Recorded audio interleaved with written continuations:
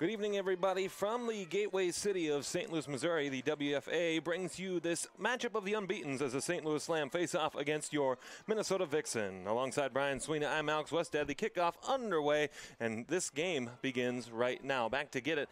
Tilford will have to go to a knee. She drops. The whistle will blow. Minnesota will start their first drive of this game.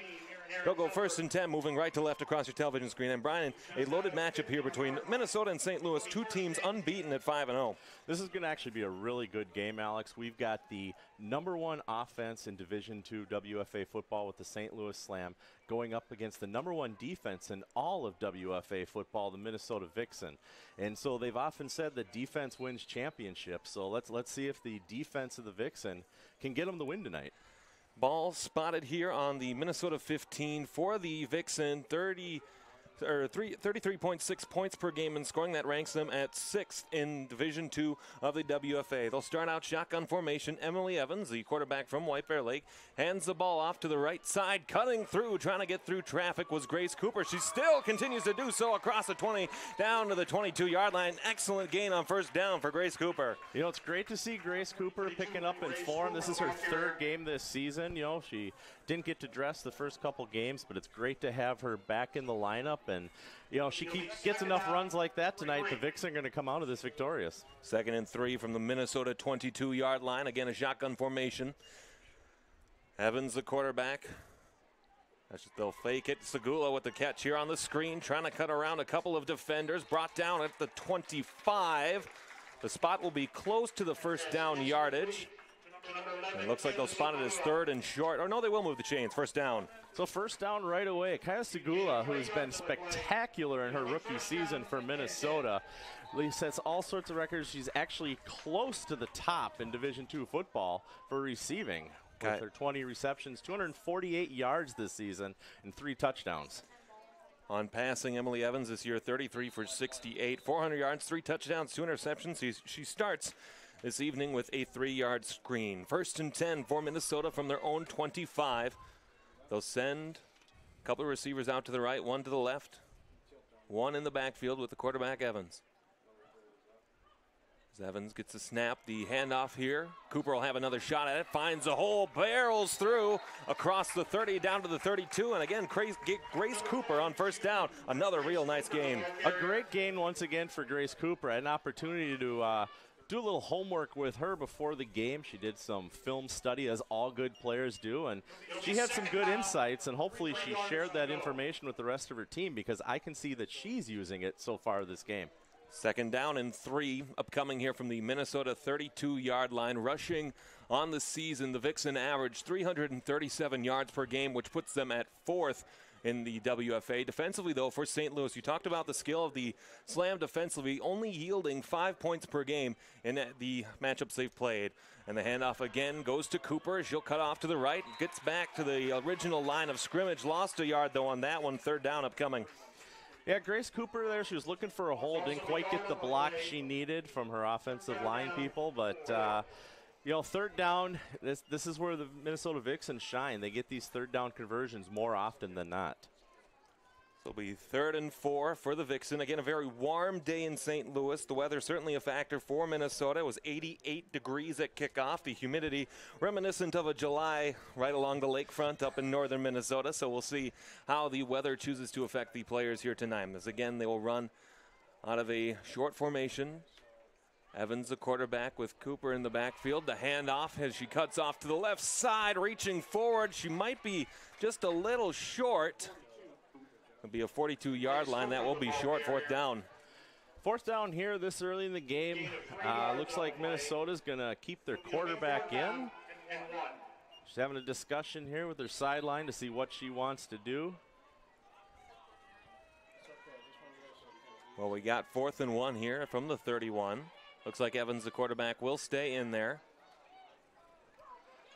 This is definitely a Tank Nelson run situation.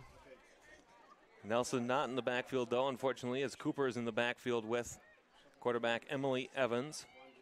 The handoff is to Cooper. She'll run off to the right, met by a couple of slams. She got to the line of scrimmage and a loss and a turnover on downs for Minnesota. Grace Cooper in the ball carrier. No need of play. Slam. Take over on So I want to apologize right away to everybody watching at home. A lot of times we get on these road game situations, and we are right in the same press box as the public address announcer. And we also actually have his speaker immediately outside of our window. So if Alex or myself seem to miss something, you probably are going to pick it up from that extra voice you're hearing across your speakers. 1st and 10 for St. Louis. They get generous field position here starting at the Minnesota 34-yard line. Movement on the far side. That will back them up 5. Illegal procedure against St. Louis. And a lucky bounce there for Minnesota as that'll back them up 1st and 15 this time. Definitely not the way Jamie Gall, their quarterback, wanted to start the game against Minnesota, is to have an illegal procedure on the first play of the game. So now they're looking at 1st and 15. St. Louis with a week off last week, their last game, May 11th against Kansas City. And Gall's throw over the middle, it's complete, no one behind her, a nice play, and she's brought down across the 20. The completion there to the tight end, Alyssa Speckles, for a 1st down. Minnesota on the tackle there, Madison Schmatz for Minnesota. Alyssa Speckles. And just a nice little screen over the middle. We do have a whistle. Not really sure, as I believe there's flag down. No, okay, they'll play anyway. They will play on. So 1st and 10 for St. Louis from the Minnesota 29. Gall, the quarterback, in the shotgun formation. Gall will get the snap, throwing over the middle, complete into the end zone. Touchdown, St. Louis. And again, we do want to apologize for that speaker right above us. But either way, slam on the scoreboard first. Yeah, that pass was right into number 3, Kaylee Nutzling's hands, and she had nothing to do but step across that goal line. And for Nutzling, her 2nd receiving touchdown on the year. One of the receiving leaders for St. Louis, 10 receptions, 160 yards coming into play. The extra point is up, and it is good. And just like that, Brian, a 7-0 lead for St. Louis. So I guess this is going to go back to that 4th down situation that the Vixen had there. If you were the coaches, would you have went for it on 4th down, knowing that number 34 Nelson was on your sideline and not in the huddle for that play? Well, that was the first thing that you mentioned, too, is that why not feed Tank up the middle and try to get that 1st down, short yardage situation. That's what we've seen all year in the games that we have done. So it was a surprising decision, to say the very least. So for St. Louis, a 4-play drive that took all of 35 seconds off the clock gives them the 7-0 lead in a matchup that has not been played since this same week, this Memorial Day weekend back in 2017. That game was up in Minnesota. And I believe, if I have the score right in front of me, score for that one was Minnesota 21, St. Louis 35. So the Vixen know that they have to get on the scoreboard here as soon as they can. Yeah, St. Louis has done a great job this season with their opponents that they've been playing. They've been able to run up the score very well against a couple of the teams that they've played, and they've actually outscored them by large numbers. I mean, just last week, 2 weeks ago in their game, they outscored their opponent by almost 30 points. Nutzling to kick off for the Slam as it's Nutzling, excuse me. This ball goes back. Tilford has it bounce, and it's picked up here by Segula across the 15 to the 20, trying to find a seam to the 25 before she's met by a number of the St. Louis Slam, and she's brought down at the 26-yard line, and that's where the Vixen will begin their 2nd drive of this ball game. Well, the first thing I noticed right away with this possession is I see number 34, Tank Nelson, actually making her way out onto the field. So hopefully with the addition of Nelson, not quite sure why she wasn't out there for the first series. I can tell you from a broadcasting standpoint, though, she was missed. So 1st and 10 for Minnesota on their 2nd drive. It was a 6-play drive that resulted in a turnover on downs, setting up the first St. Louis touchdown of this ball game. And so with 2 in the backfield, Evans the quarterback, has Segula here on the near side. Nelson in the backfield alongside, a little bit of a miscommunication. Ball's on the ground. Believe they have a whistle as the ball went backwards. It'll be 2nd down. Yeah, with the NCAA rules that they're playing here, as soon as Cooper was down on the ground with that knee, the play is whistled dead. Definitely for the safety of the players. Unfortunately, it does back Minnesota up for 5 yards. So 2nd and 14 as the ball spotted on the Minnesota 22-yard line. And again, for a defensive unit for St. Louis, 6th defensively in the WFA Division II statistically, and the team that ranks number 1 overall when it comes to the Massey ratings. Evans, the quarterback, out of the shotgun again, drops back to pass after receiving the snap, trying to evade the pressure. The slam, get to her, and they bring her down. First in the backfield, it was number 68, Pamela Green, on the sack. And that brings her to 2.5 on the season for St. Louis, and the Vixen keep going backwards. Yeah, I want to say that's actually, if I remember correctly, that would be only the 3rd time this season that Minnesota has allowed a sack like that. And definitely, as you stated, going backwards this early in the game is not good. You don't want to be 3rd down from your own 10-yard line. So it'll be 3rd and 26 from the Minnesota 10-yard line. We'll see how they choose to approach this here. As Evans, the quarterback, in the shotgun, has Nelson in the backfield with her to the left. Segula on the near side as they'll send Cooper in motion out to the right. Evans gets the snap, quick throw. Got caught by Cooper there on the near side. Breaks through one tackle, breaking through another, but the slam are quick on her as she's across the 15-yard line. And it'll be 4th down for Minnesota. Pass is complete to number 42, Grace Cooper. Well, this time Minnesota's making the right decision. They've got Evans coming off the field. The punting unit is going onto the field. And we're going to get our first punt to the game. Hopefully, we're able to at least get this across the 50-yard line, let the slam start in their own territory. It'll be Tank back to do the punting duties, as the slam will send Neutzling back to about the 45-yard line to receive this punt, as Connor Joe Lewis comes rushing onto the field from the sideline. 8:19 to go and counting. St. Louis 7, Minnesota 0. Here from St. Mary's High School, just about 5 miles south of the heart of St. Louis, Missouri. As Nelson gets the punt, the right-footed kick, a line drive, bounces at the 30, rolls at the 40. Nutzling has to play it off at the 45, trying to cut to the seam to the outside, brought down there, and a nice tackle to stay with it. As on the defensive recovery there, Nina Fook for the Vix. Yeah, Nina Fuchs in on the tackle there. And number 93, Britta Clark, actually ran head on into the returner. Helped slow up that run so that Nina could get there and make the tackle. So the second St. Louis possession, their first resulted in a touchdown to Nutzling. As the clock continues to run here, 7:28 and counting.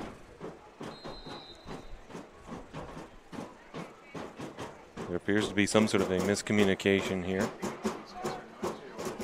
And now the quarterback will approach the line, Jamie Gall. Gall on the season for St. Louis, passing the ball, 57 for 114 coming in. Already with a touchdown tonight. She had 11 on the season. And the handoff here onto the right side. Nice defensive play to bring them down. Madison Schmatz on the tackle, 2nd down. You know, that's actually St. Louis's first rush of the game. So, but, you know, when you're completing your passes to number 16 and number 3 there in the first possession for the touchdown, you really haven't had an opportunity to move the ball yet.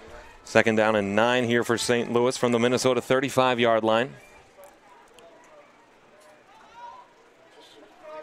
They have one main character due St. Louis, number 12, Taylor Hay, on the season for her, 521 rushing yards, 4 touchdowns, and a 38-yard long.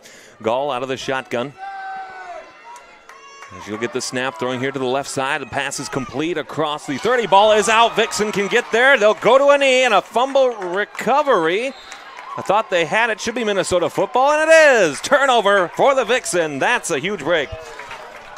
Yeah, it looks like we had Syl Winton on the bottom of that pile coming up with the ball. Syl Winton, number 32. This is theirs first season as a Minnesota Vixen player, and it's good to see they put some effort into it and recover that ball. So 2 plays results in a St. Louis fumble, and with 6:14 remaining, 7-0 Minnesota. And the Vixen, again, a good mix of rush and pass, but when you notice statistically, 10th in the WFA with only 87.6 yards in the air for a game. That's something that the St. Louis Slam can certainly plan around. So we'll have 1st and 10 here from the Minnesota 38-yard line. Emmons now up the middle there. Nelson can carry it across the 40 to the 43-yard line. Another excellent first down rush for Minnesota.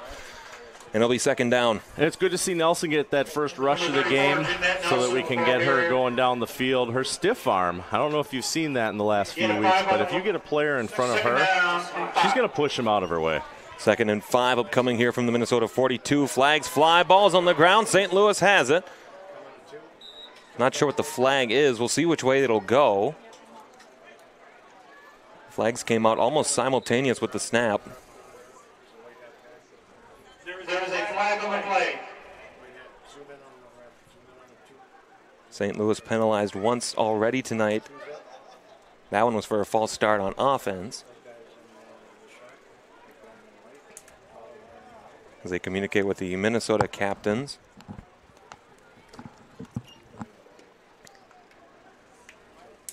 Will be offsides, and that'll give the Minnesota Vixen a first down. We'll take them any way we can get them this early in the game. Minnesota's definitely trying to get their rhythm going. Once Minnesota gets that rhythm going, though, these women are going to be marching down this field. So the second penalty for St. Louis, 10 total yards in penalties. It'll be 1st and 10 here from the Minnesota 48. Vixen starting to march the ball up the field. Again, this drive, the 3rd for Minnesota, caused on a fumble recovery by Sil Winton to give them excellent field position. Evans, the quarterback. She'll get the snap, dropping back, looking here onto the near side. Miscommunication there as the ball falls incomplete on the 40.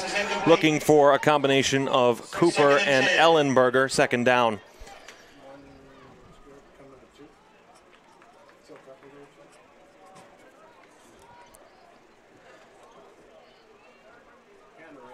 For Minnesota, entering this game at 5-0. 3rd overall, according to the Massey rankings, behind Detroit at number 2 and St. Louis at number 1. As the Vixen approach the line here, 2nd and 10 from their own 47-yard line. Evans out of the pistol with Nelson in the backfield. Segula here on the near side. And now getting the snap. Nelson with a hole off to the left side across the 50. She'll roll down to the 47 of St. Louis.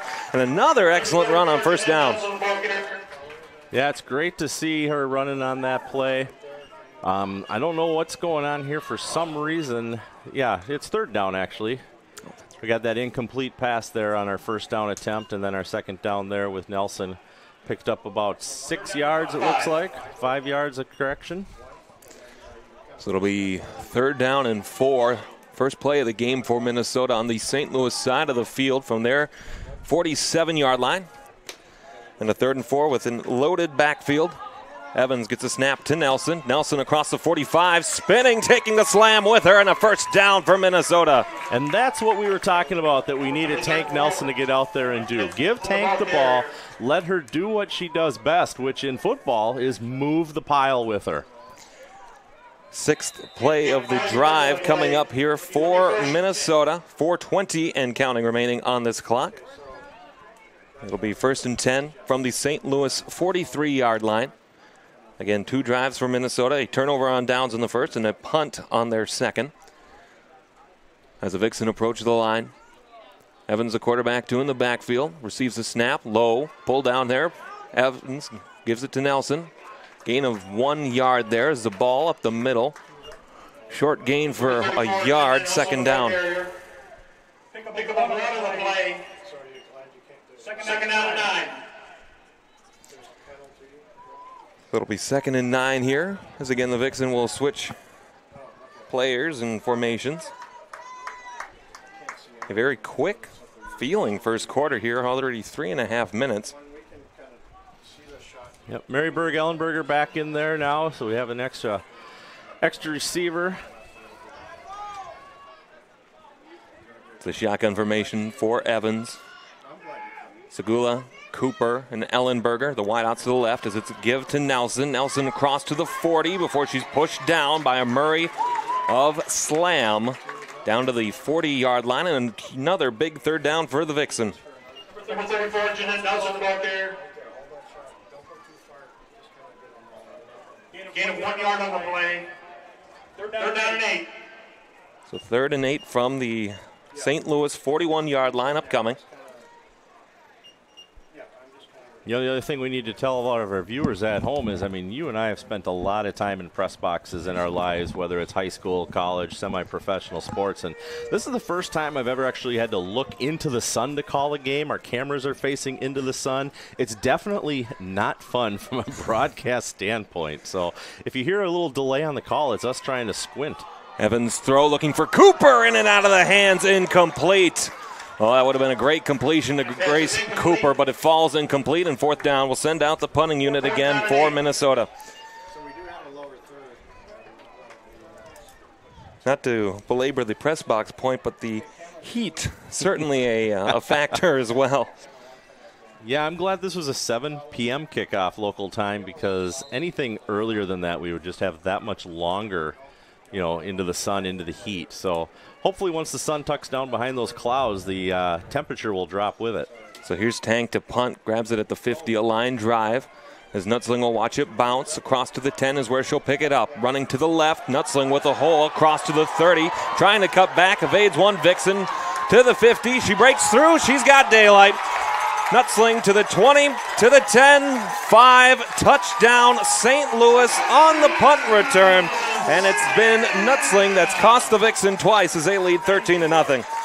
You know, and that's the problem that you saw in the film, or we saw in the film earlier in the game here too, is the special teams for the St. Louis Slam know how to get down the field. They know how to block on special teams. So if Minnesota can't get somebody on them soon enough, unfortunately in this situation, we saw what the result of that's going to be.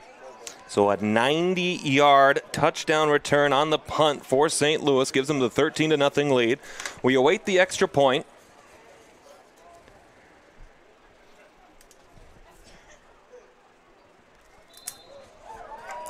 And the extra point is good.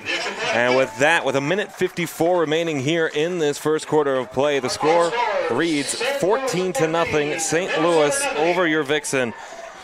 And Brian, it wasn't necessarily the offense or the defense. It's been the special teams that have been really running up the score here for St. Louis. Yeah, it's absolutely amazing the scoring power that the St. Louis brings to their special teams units this year. And Minnesota is going to have to figure out a way to put a stop to that pretty quick if they want to have a chance to keep up in this game. And so the Vixen will be receiving the kickoff here. 14-0 the score on what's becoming a still hot and humid. You see lots of people crafting fans out of the game programs here at St. Mary's Catholic High School on the south side of St. Louis.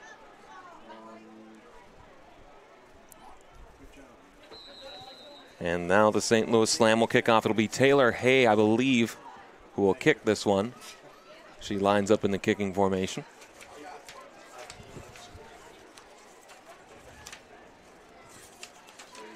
And now Hay running into it, bounces it off the ground, bounces high again. As it goes to the 30, it can be fielded there by Adri Vogt. Vogt to the 35, trying to keep moving forward before she's pulled down to the 35-yard line. After a bouncy ball there on the kickoff, it'll be a good field position for Minnesota as they try to get on the scoreboard. Number 1, Adri Vogt on the return. And so it'll be 1st and 10 upcoming here for Minnesota. And for the Vixen, who entering this game, we're on a 3-game shutout streak. Again, the offense has to do some helping. Definitely have to do some helping there. I was trying to find our one of my pages of statistics that happens to have blown away. I believe there's the page. You just you just passed right through it. Yes, I was correct. The 14 points given up by Minnesota already tonight is the most points that Minnesota has given up all season so far in a game. The only time, really, they've given up more than one touchdown in a game came back in that first game on April 6th against Kansas City when the Vixen were victorious 17-13. Nelson on the first handoff, hits a player and goes down. She leaned forward. They may have given her the spot of a yard or two. Looks like they'll spot it a yard on the gain there. It'll be 2nd down and coming. Second down and 9. So 2nd down and 9 upcoming from the Minnesota 36-yard line. as we're almost to a minute left here to go in this first quarter of play. Alongside voice of the Vixen, Brian Sweeney, I am Alex Westad. 14-0 your score. The winner of this one would, in essence, end up being the Midwest Division champion. Yeah, I mean, when you look at what Minnesota has left with the Wisconsin Dragons next week and the Iowa Phoenix to close out the season on the road.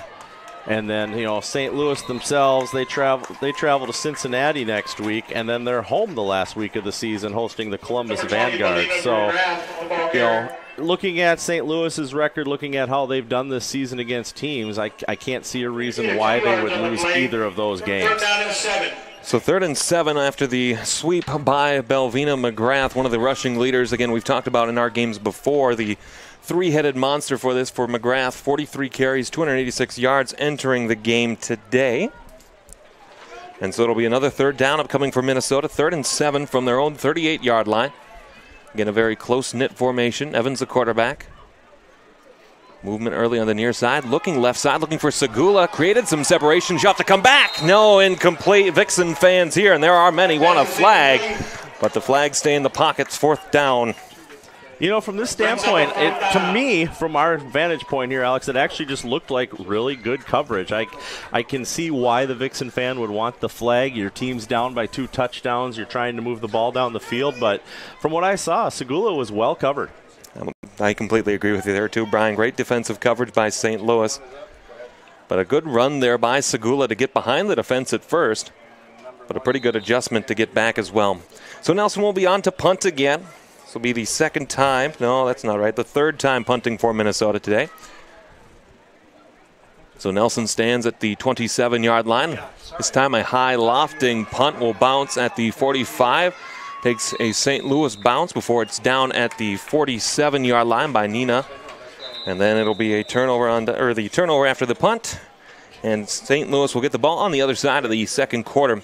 And at the end of one, the score reads Minnesota 0, St. Louis 14. At the end of one quarter play, our score is St. Louis 14, Minnesota. And again, we do apologize about that extra sound that we are picking up. And so, Brian, not necessarily the greatest of starts here in St. Louis, but lots for the Vixen to build off of moving forward. It definitely gives them an opportunity. Unfortunately, you come into games like this not knowing what to expect, and there is plenty of talk around the league of them wanting to go up to Division I. People think Minnesota needs to be there. Well, in order to be a Division I team, you have to be able to beat all your Division II teams. So we're going to have to see what Minnesota does the rest of this game. I think the comparison you can make, too, Brian, is with one of the schools that you work for, St. Thomas, in the MIAC, being forced out. And unfortunately, I think the comparison could be made there as well, as the two teams will briefly return to the line to start the second quarter of play.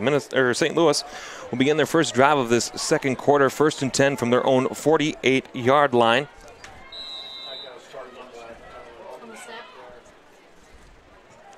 So 1st and 10 from their own 48-yard line.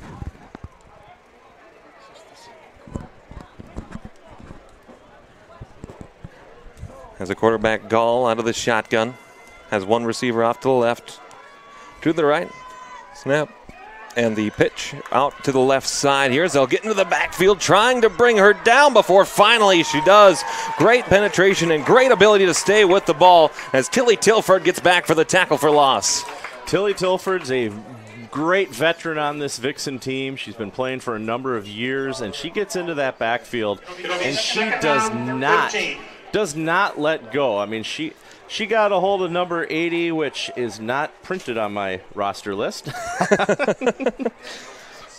I'm being told her name is Danielle, and so Danielle Price, there we go. She's on that one. She's not on the one on the WFA site for some reason. So far on the season for Tilford, 1.5 tackles for loss coming in. She's the team leader in tackles, 20.5 on the season. And those are the kind of plays that the Vixen are going to need to see, as it'll be 2nd and 13 from the St. Louis 44-yard line. The snap is the handoff given on the, that even faked me out as the ball falls incomplete. I fell for that ball fake as a threat there of Taylor Hay in the backfield, but the ball from Gall throws incomplete. 3rd down upcoming. So far, Gall this game has only thrown 3 times. And, you know, when you throw twice for the first drive and that second reception gets you into the end zone, there's really not a need to throw too often. But with this being the Slam's 4th possession, hopefully we can see Minnesota put another stop or cause another turnover like they did the last time. 3rd and 13 here from the St. Louis 44-yard line. Empty backfield as they'll have trips out to the left. Watch for Nutzling and Hay on the left side in that bunch formation. As the snap gotten to here by Gall. Thrown over the middle. Incomplete. Intercepted! Great play out of the backfield. Connor Joe Lewis with the interception. And it was needed in that time. So that's already St. Louis's 2nd turnover of the game. They've lost a fumble, and now they've thrown an interception as well. Well, Brian, I don't know if you noticed this on that play, but it felt as though that trips bunch that I pointed out didn't even move. No, on the close side to us here, they stayed there the entire time. I don't know if they were trying to run a decoy or what they were doing exactly, but paid off big for Minnesota and Connor Joe Lewis as they take over. So for Connor Joe Lewis, her 3rd interception of the season. Excellent play. That ball was headed right for her, and nobody else was going to get it. So Minnesota will start this next drive. They'll be going 1st and 10 from their own 35-yard line.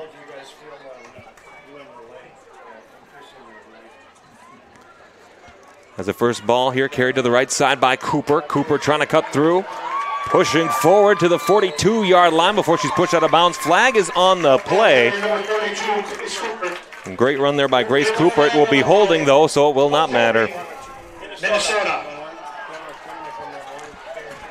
So a nice run by Grace Cooper gets negated on the holding call. And that'll set up 1st and 20.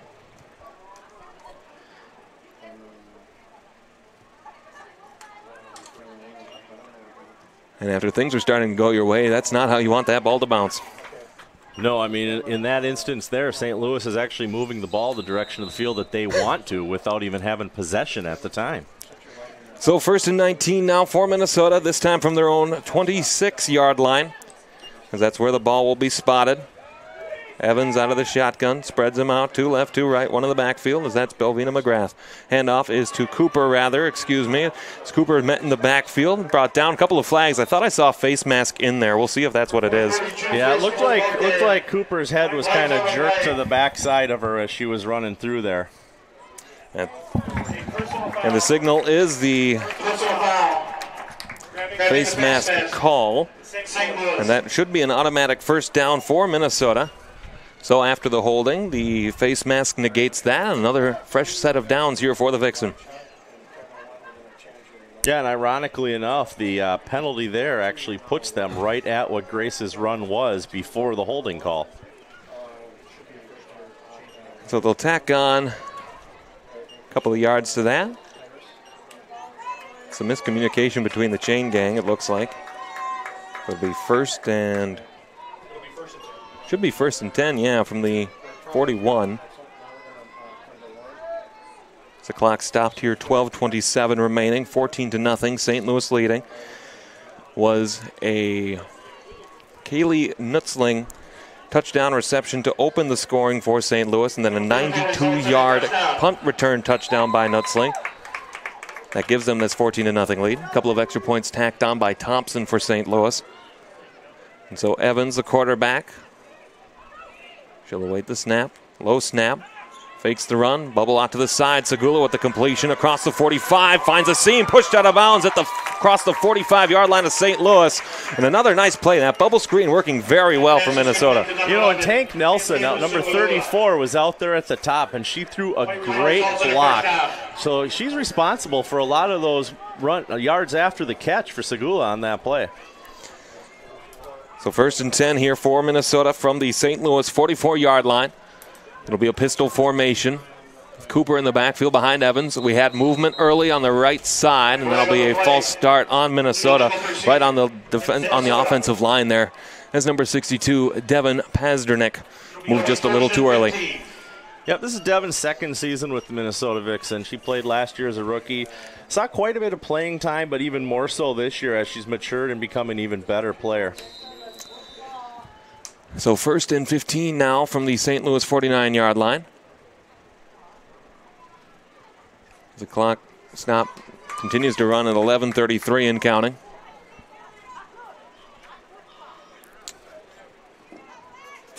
The Vixen have moved the ball into St. Louis territory, but have no points to show for it as of yet. Lots of time left in this ball game.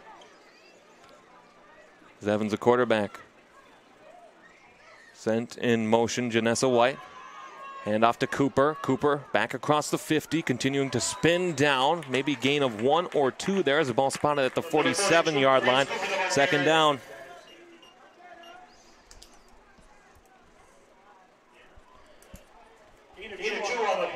Looks like we got a slam player a little slow to get up. Number 3 there. Took her time getting up. She's got a little bit of a hobble to her step as she gets situated for the next play. Holding her right thigh. That is Kaylee Nutzling. The offense is the reason for the scoring so far for St. Louis. Something to watch as the game moves on.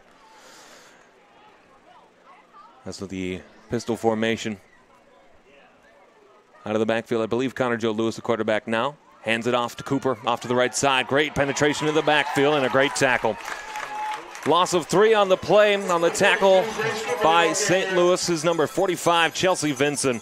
And for St. Louis and Vinson, she's a defensive leader for them. They do have a Vixen down. That is Cooper down. Now Cooper, this is only her 3rd game back from having surgery in the offseason. So she did last year. She, finished the season. She had some injuries, and she wanted to, get the surgery taken care of in the offseason. Her rehabilitation, getting back to 100%, took a little bit longer. She debuted back 3 weeks ago when we were in Wisconsin, and then she played again last week when we were hosting Iowa. But she is up. She is walking off the field under her own power, which is good to see. So at this time, Belvina McGrath will come into the game to do the running backing combined with Nelson. Again, one of the benefits there is that you have those additional help in the backfield, and that 3-headed monster, when it's 2, can still be effective. So it'll be 3rd and 14 from the St. Louis 48-yard line. 10-10 to go here. Second quarter of play.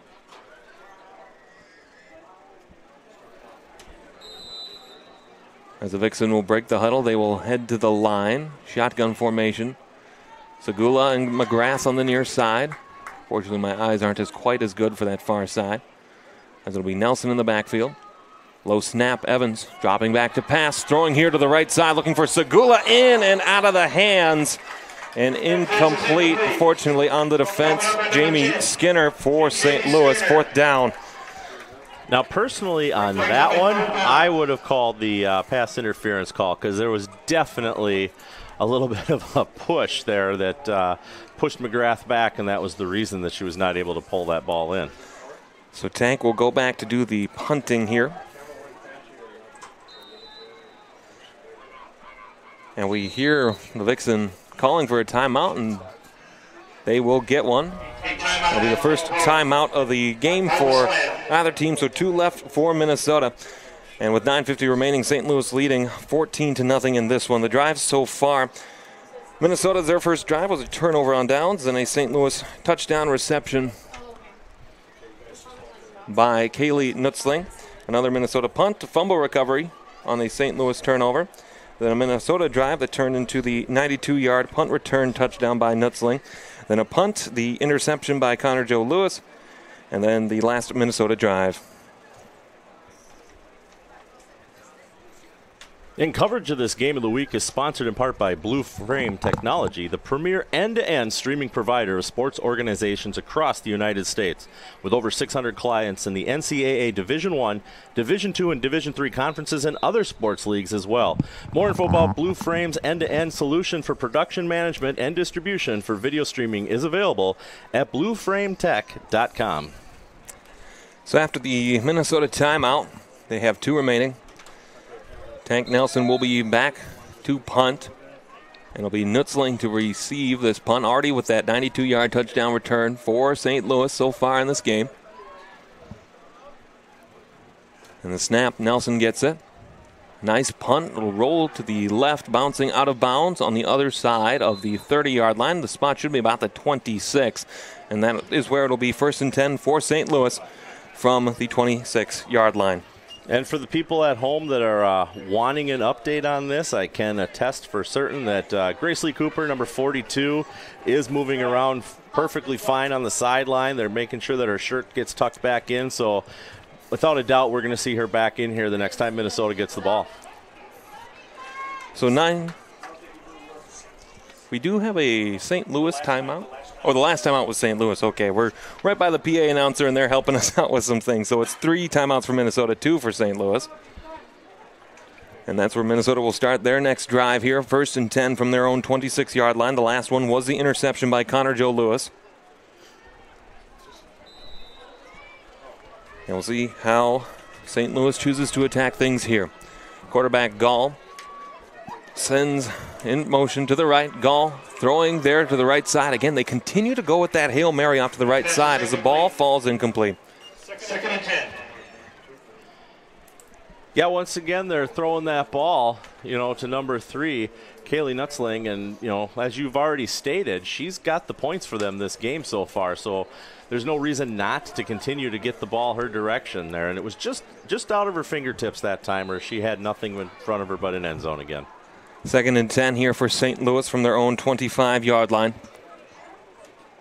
As Gall will send the receiver in motion again. Handoff to Hay up the middle. Hay getting through traffic, breaking through to the right side, trying to get past that last line of defense before she's finally brought down across the 42-yard line. An excellent tackle by Ann Thyssen to get back there for Minnesota to save the touchdown. It'll be 1st and 10 here for St. Louis. Another veteran player. Thyssen's been with the Vixen for a number of years, and she knows how to get herself where she needs to be to make those tackles to prevent that touchdown from happening. So it'll be 1st and 10 for St. Louis from their own 42-yard line. Again, Hay, one of the rushing leaders in the WFA Division II. 521 yards coming into play today. 4 touchdowns entering play. And we'll see how they continue to use her. Gall in motion again. They've done that very well so far. Ball thrown up there looking for Nutzling. Too far. Incomplete. As the intended receiver was unable to get there. Sammy Lindberg, 2nd down. Sammy Lindberg, actually a Minnesota native from Fridley in Elk Mound College. So on the incompletion will be 2nd down and 10. In St. Louis, they started with 2 completions, which got them that first score, and then they've gone incompletion, interception, incompletion since then. So something is not clicking quite right for the St. Louis quarterback at this time with her passes. 2nd and 10 upcoming here for St. Louis from their own 41-yard line. 8:30 on the clock here in this first half. Gall, the quarterback, out of the shotgun. 1 to the left, 2 in a bunch formation to the right. Gall gets the ball. She's throwing it over the middle. Incomplete. As that time she was looking for Veronica Smith out of East St. Louis. It's incomplete. 3rd down. Caitlin Hill with great coverage again. Last Saturday, Caitlin Hill had her first career touchdown. She was pretty excited for that. It was an interception for a touchdown last Saturday, and congratulations to her. It's always good to get that first one under your belt, and hopefully she'll get another one here soon. So 3rd and 10 here for St. Louis from their own 41-yard line, as they'll choose to go smaller here on the receiving core. As the quarterback Gall with Hay in the backfield, has Price out to the left alongside Chelsea Clay, and then Nutzling, the offensive threat on that far side. As now finally St. Louis approaching the line here on this 3rd and 10. Quarterback Gall out of the shotgun, gets a snap, hands off to Hay. Hay hits the hole. Great play by Red Bryant to get back there for the tackle. Red Bryant has been waiting for this. Last week she did not dress. She gave a bunch of the rookies an opportunity to play, to get some time under their belts. And Red wanted to make sure that she was there for this season and for this game. So 4th down and 10. What a tackle by Red Bryant. We've been waiting for a play like that. That's a statement from one of your veteran players. Red Bryant, again, in her 21st season. She's a grandmother. Plenty of times she has her oldest son at the games. I don't know if you made the road trip to watch or not. I'll look for him at halftime, but he's probably one of the proudest sons I've ever met. Nutzling will keep it here on the fake punt before doing the soccer style. She watches it go out of bounds. This should be great field position for Minnesota, as the judge on the far side stops right at the 50-yard line, and the Vixen have to capitalize on this drive. Agree 100%. Minnesota needs to take the ball and needs to get it in the end zone. You cannot afford to go into halftime down by 2 touchdowns. So for Minnesota, the 11th drive combined between these two teams. Hey, Vixen fans, quality sports and performance care is found at Northwestern Health Sciences University at nwhealth.edu. Northwestern is the official integrative sports care provider of the Minnesota Vixen because Vixen athletes know that peak performance begins with good health. Coverage of this game of the week is brought to you in part by Northwestern Health Sciences University. 1st and 10 from Minnesota from their own 37-yard line.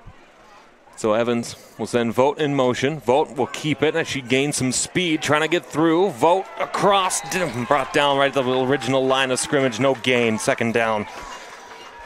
Vogt with her first carry in a couple of weeks here. She's been out on special teams quite often, been out on defense, and then now Minnesota's putting her in offense, see what she can do. So the Vixen will approach the line again. 2nd down, their last drive was a 6-play drive, turned into a punt. As the clock continues to wind here, 7 minutes remaining, 14-0. St. Louis up over Minnesota. Alongside the voice of the Vixen, Brian Sweeney, I am Alex Westat, here from St. Mary's High School, just outside of St. Louis, Missouri. As Vogt sent in motion again, she slows down as the fake play there. Play action, Segula, a nice catch to the 50. She tries to reach for it, could not quite make it there. But it's a 1st down for Minnesota, and a great catch by Kaya Segula gives Minnesota a 1st down. Segula with her fourth thrown 2 of the game, 3rd reception, gets the all-important 1st down. Keep those chains moving, give Minnesota a chance to capitalize with 6:27 left in the first half. So we have a stoppage of the clock, again due to NCAA rules. Or on the 1st down, the clock does get stopped. So it'll be 1st and 10 for Minnesota from the 49-yard line, their own 49-yard line, as the Vixen look to break that shutout. Evans, the quarterback, low snap, handoff to Tank. Tank across the 50, barreling forward almost to the 45. She falls forward to the 46. And it'll be a 2nd down upcoming. You know, that was Tank's first carry of the ball since the 1st quarter. You know, so here we are 9 minutes into the 2nd quarter, and she finally gets her hand on that ball and picks up 5 yards on the play. Minnesota into St. Louis territory for the 3rd drive of this game, as it'll be 2nd and 5 from the St. Louis 46-yard line. Again, Minnesota coming off 3 consecutive shutouts against Wisconsin, Kansas City, and Iowa. Not in that order. Unfortunately, I messed that up. Evans, the quarterback, in the shotgun on 2nd and 5 from the St. Louis 46-yard line. Evans gets the snap. Throwing to the left side, Segula again, why not? Cross, great speed across the 40-yard line, down at the 37. Another 1st down for Kaya Segula. And Janessa White, who's out there as a receiver, actually throws another great block. And once again, Minnesota picks up a 1st down because of the blocking after the catch. Well, I don't know if you read this, Brian. I certainly hope you would. But the WFA preview for this game featured that the game would be decided in the trenches and how well both teams would do on the blocking. And it seems as though on those plays, Minnesota has done very well to create space and get blocks open. So that way the receivers and the running backs can do very well with that. So 1st and 10 here from the St. Louis 37-yard line. Another low snap gives to Tank. There, stiff arm. We like to see that, but unfortunately she can't go much further. She'll be down to the 37-yard line, 2nd down. You know, Minnesota, we talked about the 3-headed monster between Tank Nelson, McGrath, and Cooper. And so far this game, we've seen, 8 carries by Cooper, 6 carries by Nelson. But McGrath really only has the 1 carry so far. So I'm waiting to see when Minnesota's going to start getting her more into the action. 2nd and 10 here from the the St. Louis 37-yard line, with 4 minutes and counting remaining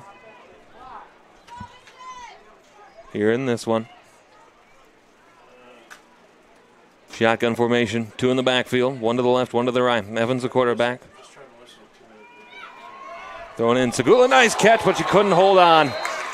She jumped up, and the defensive play there by Kiana Smith knocked the ball out, 3rd down. And that was a perfectly timed hit by Kiana Smith of the slam. She knew right when that ball was getting into Segula's hands, and she waited and timed it and hit her then.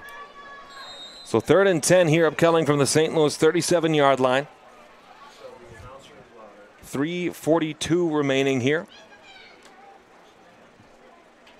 As the Vixen will approach the line. Again, based on the playoff seedings right now, St. Louis, Minnesota, the 1-2 out of the Midwest Division. As the Vixen approach the line here on 3rd and 10.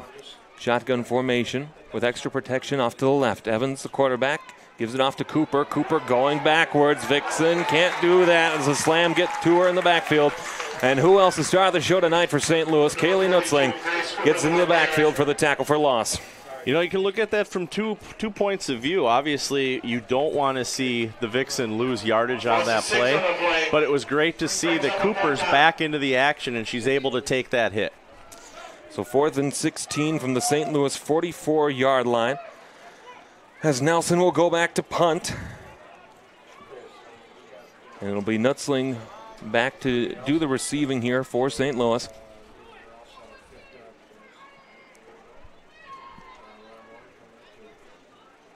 And the snap in the hands of Nelson, a line drive, bounces at the 30, continues to roll, touch to slam player. They have to down it. They will at the 25. And that's where St. Louis will get the ball 1st and 10 from their own 25-yard line. 2:51 remaining. St. Louis 14, Minnesota 0.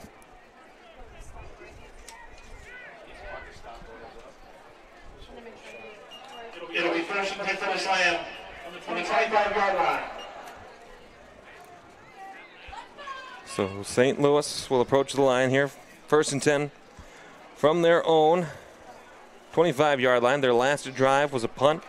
The last drive an interception. So it's been quite a couple of drives here since the Slam have put together a solid offensive drive with that touchdown. Again, the only touchdown, too, coming off of a short field as they started their touchdown drive through the air inside Minnesota territory at about the 35-yard line.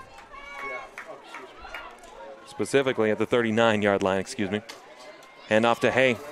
To the left side, brought down. Nice defensive tackle there. 2nd down upcoming. Number 12, Taylor Hay, the mark area. You know, and that's only the 4th time this half that we've seen St. Louis rush with the ball. Most of their plays have been passes, and they've been big pass and completions at that. So 2nd down and 10 to come here for St. Louis from their own 25-yard line. As again, the loaded backfield has Gall with Hay. Speckles, the receiver, out here to the left. And then Nutzling, the far receiver, out to the right. Gall, the quarterback, trying to draw the Vixen offside. Handoff, fake to Hay. Gall steps back, throws over to the middle, left hand. Nice defensive play to reach back and get that one, but slow to get up. Pass is incomplete. You know, Danielle Price, she was looking for the flag there, and looks like Lewis is on the field holding her left knee.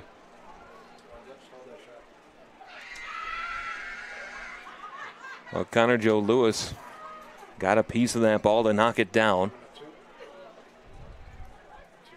Now she's certainly hurting here as we have timeout on the field. 2:04 remaining in the 2nd quarter of play. 14-0, the St. Louis Slam over your Minnesota Vixen.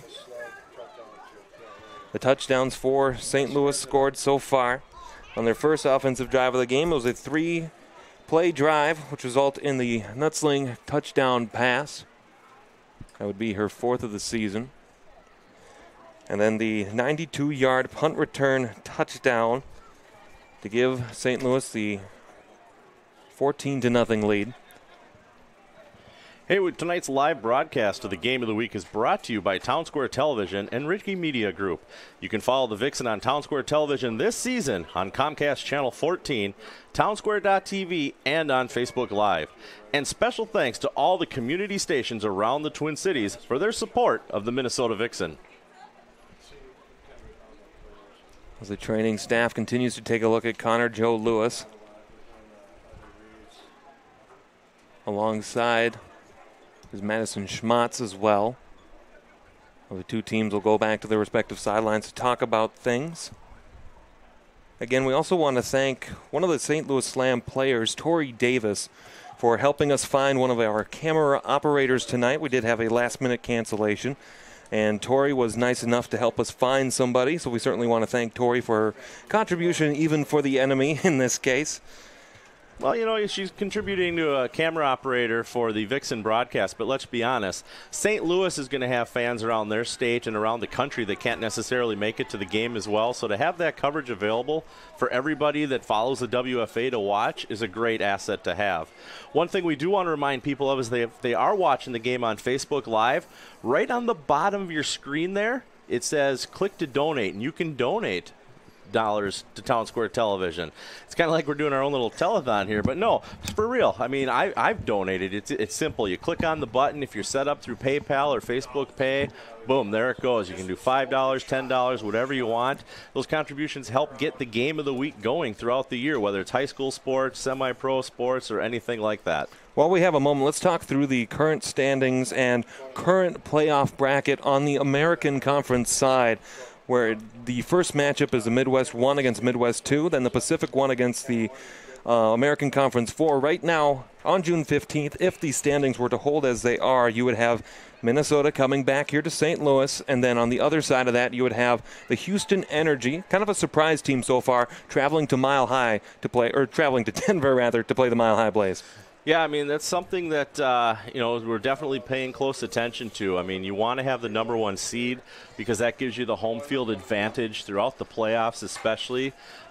Minnesota, you know, it is about an 8.5-hour drive to get down here on the bus, whether it's a bus or the car. So, you know, a lot of these players, they were up at 4:30 this morning to Northwestern Health Sciences to get on the bus to get down here for tonight's game. So many of these players, they've been up for 18 hours already. Games to watch coming up here. Again, we expect as Connor Jo Lewis helped to her feet by the medical training staff here of the Minnesota Vixen. Some games to watch coming up here. Again, we expect that with the relatively weak schedules, I would say, of both of the teams remaining for St. Louis and Minnesota and for Houston as well, you would certainly tend to think that the winner of this game would have that number 1 seed in the Midwest and would be hosting a game at least in that opening round, probably in that second round against presumably Mile High as well. Yeah, Mile High, you know, they've come into this season and they've done just what they did last year. They've played across the organization. They played, you know, down a division. They played up a division. They played their own division, and they've really shown that they mean business. Their slogan this year is unfinished business, and they're just going forward, and they're showing why they are the Mile High Blaze and why they think they deserve to get to that national championship, which ironically enough, they're hosting this year.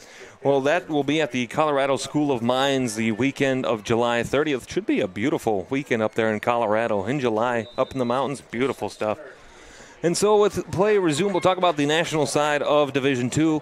And the next chance that we get, again, it will be 3rd and 10 here for St. Louis from their own 25-yard line with 2:04 remaining here in this first half of play.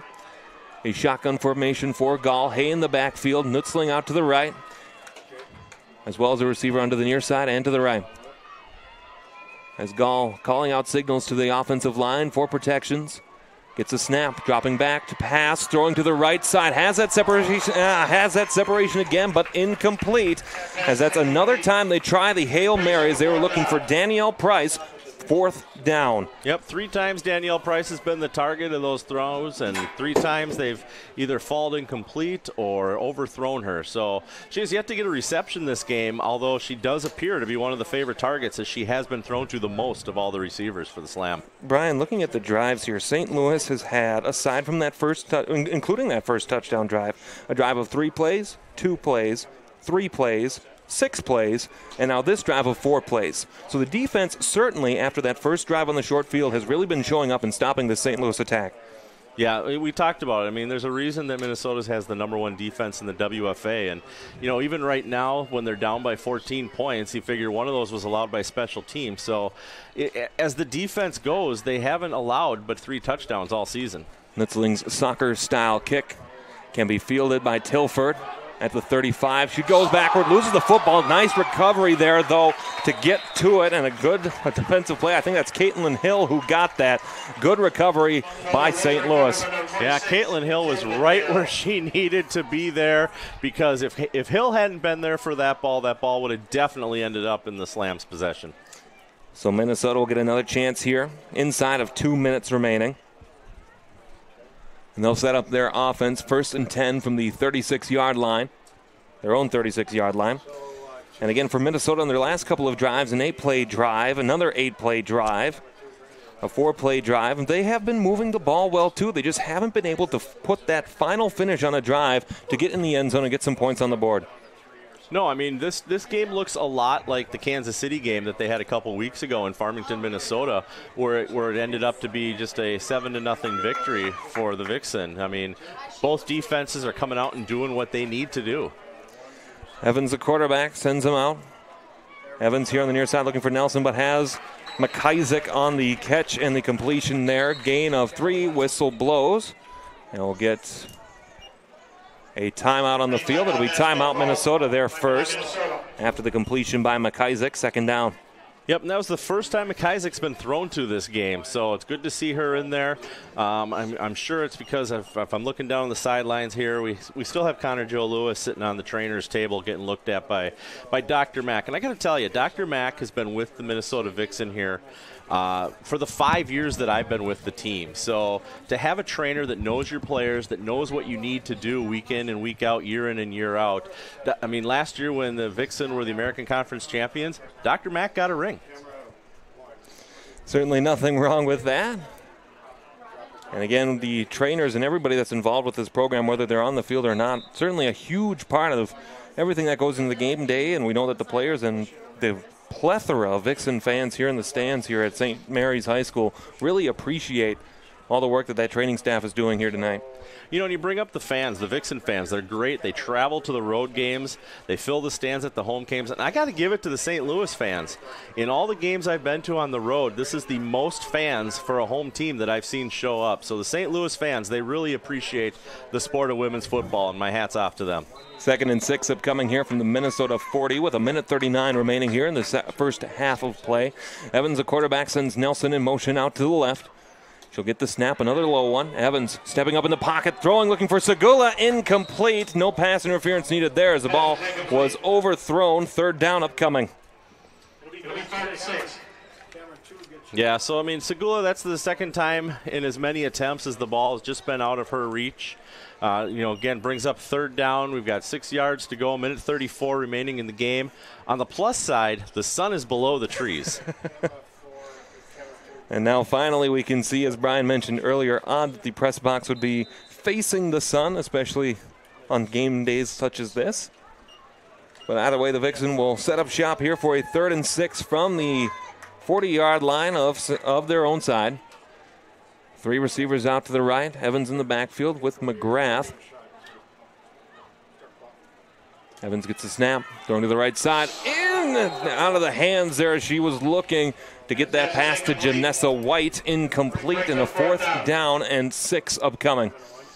Yeah, Janessa White, another player that's been with Minnesota for multiple seasons. Last year in Detroit, she had a pretty rough game, but she came back healthy. She's back on the team again. And, she threw that block earlier this game that got us those yards after the catch. So Janessa looks a little frustrated with herself right now, but I know she's going to shake it off, and she's going to go out there and hit a slam player soon. So it'll be 4th and 6 here. Nelson back to punt and Nutzling back to receive here. The lights not on yet here in St. Louis, although they will have to sooner rather than later. Nelson's punt is a line drive, fielded there. They'll try to see if it continues to bounce, and it will, across the 30, down right about the 28-yard line. And another great punt by Nelson, who's been doing a very good job of pinning the slam as far back as she can. The punt comes to a rest on the 28-yard line. First and 10 for the slam. So 1st and 10 for St. Louis with 1:21 remaining. They'll start on their own 28-yard line.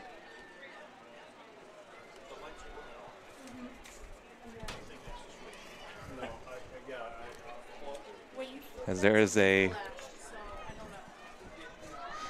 general panic in the press box as far as which light turns on the lights outside. I think we got it now. I think we're okay. All right. 1st and 10 here for St. Louis from their own 28-yard line. Gall in the backfield has Nutzling out to the left. Another receiver, Price to the right. Handoff up the middle, trying to push through. Continues to do so. The pile just keeps on moving to the 36-yard line, or the 33 rather, excuse me. 2nd down upcoming is on that carry. Mary Altapeter with 28 carries, 158 yards. 42, Mary Altapeter, the ball on that first rush, and it'll be second down upcoming. It'll be second and 5. So 2nd and 5 for St. Louis from their own 33-yard line. Gall rolling out to the right, looking for Price again. Ball falls incomplete, and the clock will stop, should have stopped, and there it is at 44 seconds. So it'll be 3rd down and 3 from the St. Louis 33-yard line. Yeah, that pass was headed that way, and Amy Mugas, number 9 for the Minnesota Vixen, she saw it coming, but she didn't quite have enough time to turn around and make a move on that catch. So 3rd and 5 for St. Louis from their own 33-yard line. As the sun sets here on the Gateway City. 44 seconds remaining in the second quarter. They'll spread them out wide.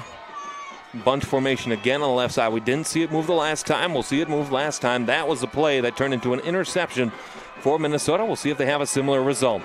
There's a Vixen crowd here making some noise, making it difficult for the St. Louis Slam team to communicate. Gall, the quarterback, gets the snap, dropping back, blitz, throws over the middle, incomplete, too far, looking for Price, and 4th down forced for the Vixen. You know, that incompletion there is going to give Minnesota a little bit of time. They got 39 seconds on the clock here, so depending upon what St. Louis does, you know, Minnesota's going to get an opportunity for 1 for sure, possibly 2 plays, maybe even 3 plays to find the end zone. So back-to-back 3 and outs for St. Louis. We'll see if the Vixen are able to get some points on the board here before the second half begins. Minnesota will play defense to start the second half as St. Louis won the coin toss and then deferred. Nutzling gets the ball, soccer-style kick. She chooses to keep it herself. She punts it away, and then it goes bouncing across the 30-yard line to the 25, rolling down to the 20, where the Slam will watch it roll, and then finally down it at the 18-yard line. So a very odd play there. And she was slow to get up again, so that's the second time this game that we've seen her slow to get up after a punt. So, again, as you stated earlier, we're just going to have to watch. She has her helmet off now, and her and the coach, they're exchanging some words. She's definitely frustrated with what happened. And if you're Minnesota, you'll certainly take that frustration from a player who burned you in the first quarter, but now certainly has been held scoreless here with 26 seconds. We'll see what the Vixen are able to do, as they'll start 1st and 10 from their own 18-yard line on this drive. They've had to punt on all of their drives so far. No turnovers as of yet, as they'll start 1st and 10 from their own 18-yard line. Evans approaches the line, has Cooper in the backfield with her. There'll be 2 receivers out to the left, 2 to the right.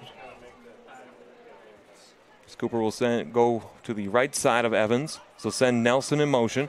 Cooper gets the snap.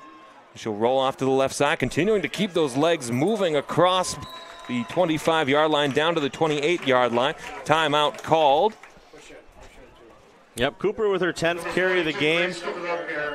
You know, 80% of Cooper's carries tonight have been for positive yardage. So, you know, it was the right move to give her the ball. They got 15 seconds left, and we're waiting to see what Minnesota does here. I can anticipate you're going to see, probably McIsaac and Segula running down the field for a Hail Mary. Not quite sure why the clock was running there, as the timeout was called. Was no timeout called? I thought there was. So now they'll take the timeout. They did burn about 18 seconds off the clock by not calling that sooner.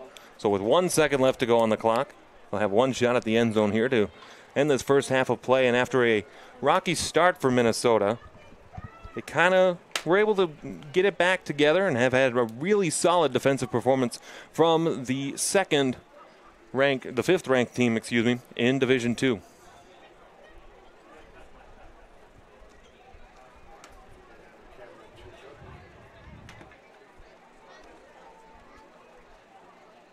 So meanwhile, as the two teams will return to the field, 1 second left. We are still trying to figure out how to get the lights on here at this beautiful stadium. So 1st and 10 from their own 29-yard line. What will be basically a Hail Mary. Hope for a defensive pass interference to get a little bit of an extension, as Evans Gets it back. The horn sounds. Play will have to continue. Ball bounced up. Incomplete. McIsaac would have had daylight had she gotten to it. And that is how the first half will end, with the St. Louis Slam leading 14-0 over the Minnesota Vixen. Yeah, that's not the way you want to see the half end. And, I mean, Minnesota, I think, really kind of shot themselves in the proverbial foot by not getting that timeout called in time, or they would have had another opportunity to at least get one more shot towards that end zone. Well, we'll take a look at the drives and review the first half of play here. Minnesota started with the ball. They had a turnover on downs after a 6-play drive. That set up St. Louis with a short field as they started 1st and 10 from their own 39-yard line. And it was a Kaylee Nutzling touchdown reception from Jamie Gall. That'll be Nutzling's second of the season, which gave St. Louis, with the extra point, the 7-0 lead. Then a punt, a fumble recovery by Minnesota after 2 plays on a St. Louis drive. Another Minnesota punt, the 92-yard punt return touchdown for Kaylee Nutzling. Then a Minnesota punt, St. Louis interception that was picked off by Connor Joe Lewis. And she's still being attended to by the medical staff here on the sideline. Then another punt, another punt, another punt, another punt, and then the end of the half. So after a very interesting start to this game, a very smoothed out process there that felt like the Vixen were starting to get the momentum on the defensive side of the football. Yeah, we definitely saw that after that first possession by the Vixen and the first possession by the Slam there, where the defenses really stepped up. I mean, if you look at offensively, Minnesota 13 passes attempts, St. Louis with 9. Minnesota went 5 for 8. St. Louis went 2 for 6. On the rushing side of it, Minnesota with 19 rushes, St. Louis with only 5. So I mean, Minnesota tried to control the game. They had more opportunity, more chances to move the ball. It was 2 big plays in the first drive for St. Louis, and then that punt return. That's really the difference in the game right now. So moving forward here, as the Vixen will play on the defensive side of the ball, as St. Louis won the coin toss and deferred to start the game. They will get the ball first here in the second half. Moving forward, next week for the Vixen, they will be home against the Wisconsin Dragons, the final regular season home game for Minnesota. Sean Parker and Kelly Schultz will be with you on the call. And then we will be right back with the second half of this one.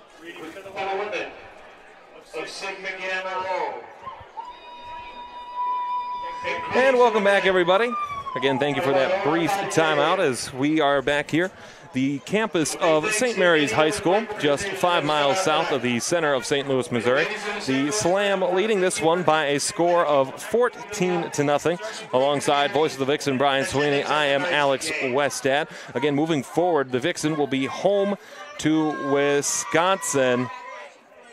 I have no idea what is going on out on the field. But the Vixen will be home next weekend against the Wisconsin Dragons before traveling to Des Moines to face off against the Iowa Phoenix to conclude their regular season. St. Louis, meanwhile, will be at Cincinnati next week before returning home to face off against Columbus before their playoff season would begin. When we look at the playoff standings, again, Minnesota and St. Louis are both tied right now atop the Midwest Division. Houston at 4-0 is a half a game back. Wisconsin at 4-2 entering play today. They are a game and a half back. They are home today versus Iowa. And then the eliminated Austin Outlaws at 2-3 are 3 games back. Meanwhile, in the Pacific Division, only 2 teams.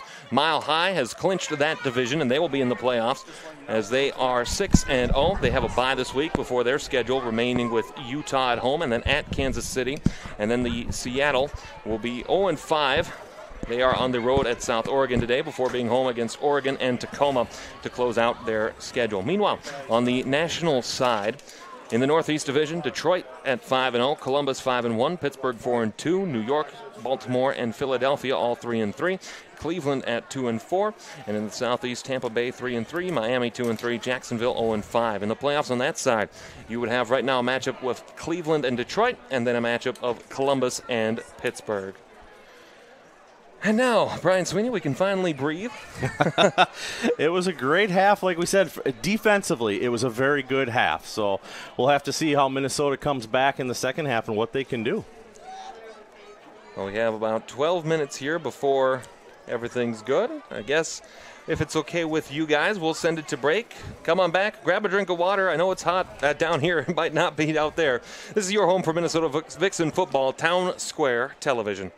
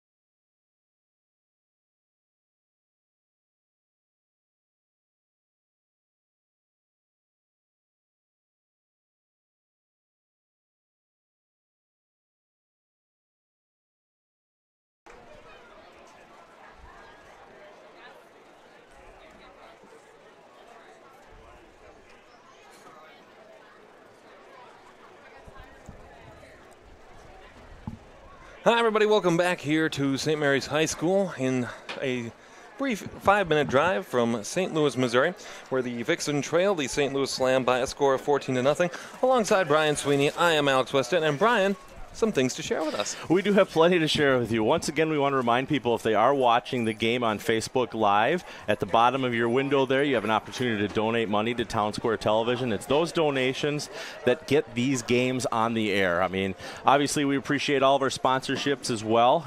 Those play a big part of it, but it's the viewers that ultimately let us go on these road trips and get these games onto the air for the fans back home.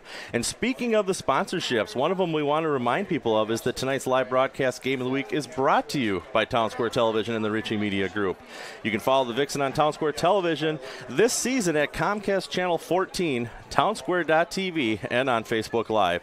And a special thanks to all community stations around the Twin Cities for their support of the Minnesota Vixen. Conferences like the MIAA, ECC, NJCAA, GLVC, WAC, and Southern Conference are able to provide high-quality, cost-effective streaming solutions for their member schools and fans because of one of the sponsors of today's Game of the Week coverage. Blue Frame Technology. Blue Frame can provide the tools and build a custom digital network. Details are available at blueframetech.com. And also we want to remind people, Vixen fans, Northwestern Health Sciences University offers excellence in healthcare education and clinical internships. They're located in Bloomington, Minnesota, where they train doctors of chiropractic, oriental medicine practitioners, acupuncturists, radiology technicians, and massage therapists. More info on careers in the healthcare professions is available at nwhealth.edu. The Vixen are proud to have Northwestern as our partner and provider of sports and performance care. Coverage of this Game of the Week is brought to you in part by Northwestern Health Sciences University. Coming back here to start the second half, the St. Louis Slam, who deferred the coin toss, will begin on offense. Here they'll move from right to left across your television screen. Back to receive is a combination of Danielle Price, and off to the far side there is Kiana Smith to do the returning. Normally, for St. Louis, Kaylee Nutzling is back. However, she has appeared to be just a little bit slow, perhaps hampered by an injury, something that we will keep an eye on, and she has been the reason for the 2 St. Louis touchdowns as the ball falls off the tee. And they'll set that back up, and we'll get this kickoff underway once again. As doing the kicking duties here, I believe it's Aaron McIsaac, if I'm reading that number right. And the kick away. It's going to take a St. Louis bounce. He'll pick it up at the 25. Cross to the 35, met at the 40 before she's brought down. And a good tackle to get back there. Nina Fu to make that tackle. It'll be 1st and 10 here for St. Louis from their own 40-yard line. Yeah, definitely Minnesota learned from that punt return for a touchdown earlier. They definitely, clogged up. Instead of just going up one side or up the middle, they pretty much had a wall across the field there. So Fuchs was first on the tackle, and she was able to prevent any further yard gain. Fuchs with a couple of special teams tackles. Some nice play here tonight. So 1st and 10 for St. Louis from their own 41-yard line. As the last 2 drives for St. Louis have resulted in 3 and outs. We'll see if the Vixen are able to force one again here. Gall, the quarterback, sends Price in motion to the left. Handoff is to Hay up the middle. Great backfield tackle made by the Vixen. I can't see the number, but 2nd down. That was number 16, actually, on that tackle there for Minnesota, coming up the middle and making sure that nothing further happened. So, way to go, Murphy. Kate Murphy on the tackle. 2nd and 8 upcoming from the St. Louis 43-yard line. Again, St. Louis, aside from the first 2 drives, I was talking with the public address announcer here in St. Louis, and he noticed that the first 2 crossing routes worked for St. Louis, but then after that, there have been straight lines up the middle that haven't been working for St. Louis. And on this play, Hay gets it again, spins out of a tackle, trying to go. What a play. A nice tackle there by Britta Clark for loss. 3rd down. Minnesota, I don't know what their coach, Ryan McCulley, in his first season talked about in the halftime, but the defense definitely has come out with a bone to pick right now. Britta Clark with the tackle for loss on Taylor Hay. Again, Hay a very effective, one of the top 10 rushers in Division II with 521 yards entering play today. So 3rd down and 7 as the Minnesota Vixen fans here in attendance will make some noise. Gall in the shotgun with Hay in the backfield. Gall gets a snap, dropping back to pass, throwing over the middle, looking for Nutzling. She's got daylight, cutting back. She breaks through the tackles, will have a blocker. She'll go to the 10, to the 5, breaks through one more tackle. Touchdown St. Louis, 20-0, the Slam lead. Well, if there was any question on whether or not Nutzling was still favoring that right thigh that she was favoring in the first half of the game, I think we can say that she's okay, because that was a beautiful catch. She made a great move to cause the 2 Minnesota defenders to run into each other, and then she had just clear path to the end zone after that. So Kaylee Nutzling with the 57-yard touchdown reception, her 2nd of the game. She has accounted for all, except for the kicks, of the St. Louis points here. As a kicker, Thompson, she was perfect, 28 for 28, 2 already, and make that 3. 31 for 31 on the season for Danielle Thompson. 21-0 on a minute and 43-second drive to give St. Louis a 21-0 lead. You know, so Minnesota comes out. They have 2 straight tackles for loss on that drive on St. Louis, and St. Louis all of a sudden they see Nutzling wide open down the field, or single coverage, They get the ball to her, and she's, like I said, she's able to get the 2 defenders to run into each other, and then she's able to make it to the end zone. As you see Red Bryant there, again, the stalwart of this Minnesota defensive unit. Certainly hankering things down as best she can. But again, Nutzling has been very effective when she has been given the ball tonight. Responsible for all 3 of the St. Louis Slam touchdowns as they lead this one 21-0. 13-17 remaining here in this 3rd quarter.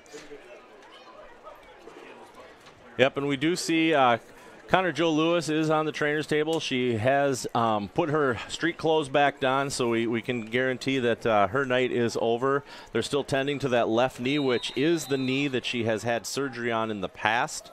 So we'll have to await word from Dr. Mack and see what the results are for any testing or MRIs that might be forthcoming. Nutzling on the kickoff, high into the air. In the St. Louis Knights, Segula will pick it up at the 10, across to the 20. She'll cut back to the near side to the 30, trying to find a hole. Ooh, a nice move to get around to the 35, down to the 40. And Kaya Segula with a 30-yard kickoff return and a great play. Yeah, she was pretty much taken down at about the 26-yard line, and she got a good block, a good spin there, and she was able to pick up another 11 yards after that. So 1st and 10 for the Minnesota Vixen from their own 40-yard line. Again, the last couple of drives for Minnesota, they've had some very good field positions, starting at an average, as I look through my numbers here, starting at about the 35-yard line on each of the drives that they have had since the 1st quarter. And again, excellent field position here to start this first drive of the 2nd half. So Evans, the quarterback, as McGrath, as there's a bit of a confusion, as that's Nelson in the backfield. As they had to get the kicking tee off the field. Again, thank you to the public address announcer here in St. Louis. Has been very helpful tonight. Sometimes that 3rd set of eyes is very important. So Evans gets a snap here, handoff to Nelson. She'll run out to the left side, trying to break through some tackles. Continues to move. There's the Tank Nelson we know. Across the 50, 1st down, Minnesota. And it's a 1st down, as you stated. It's a great answer to that kickoff return by Segula. And right away, you know, Tank Nelson picks up, looks like, was it 12 yards on the play, and she gets another 1st down for Minnesota. So a nice gain on 1st down for Tank Nelson. Again, Tank, 85 carries, 572 yards, 10 touchdowns coming into play today. And it'll be 1st and 10 for Minnesota from the St. Louis low snap. It's picked up by Nelson, spinning around, met behind the line of scrimmage for a loss. It'll be 2nd down upcoming. Number 34, Nelson, the ball carrier. Lost 1 on the play. 2nd and 11. So 2nd and 11 upcoming here as Nelson tackled in the backfield.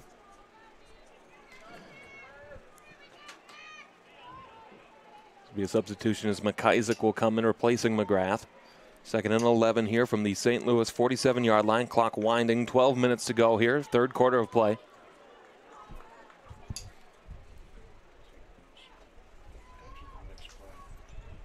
in this third play rather, of the first drive of the second half. Evans, the quarterback, out of the shotgun.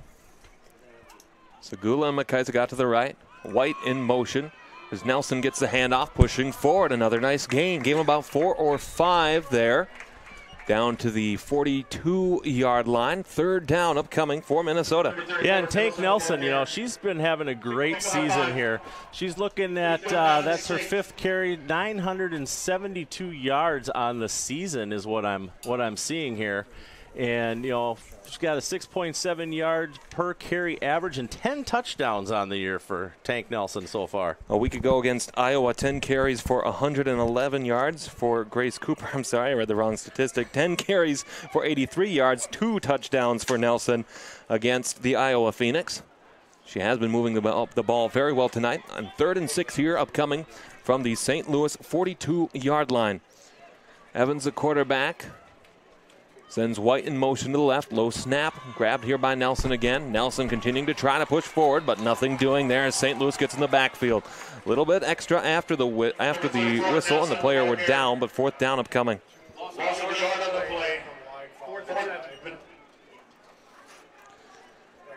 Yep, so Minnesota looks like Evans is staying out on the field. She's talking to her her coach, Ryan McCulley, and Minnesota's going to go for it here on 4th down.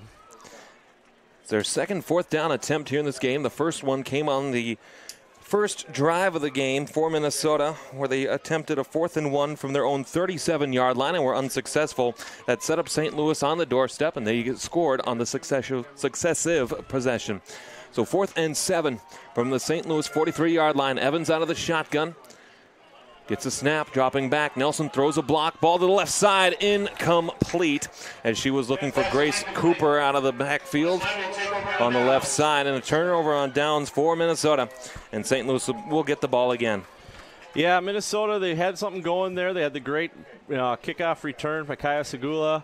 And then you had a couple good runs by Tank Nelson. They went for it on 4th down, and unfortunately they weren't able to convert it. So St. Louis, of course, is going to start with the ball. They're going to be 1st and 10 from their own 43-yard line, excuse me.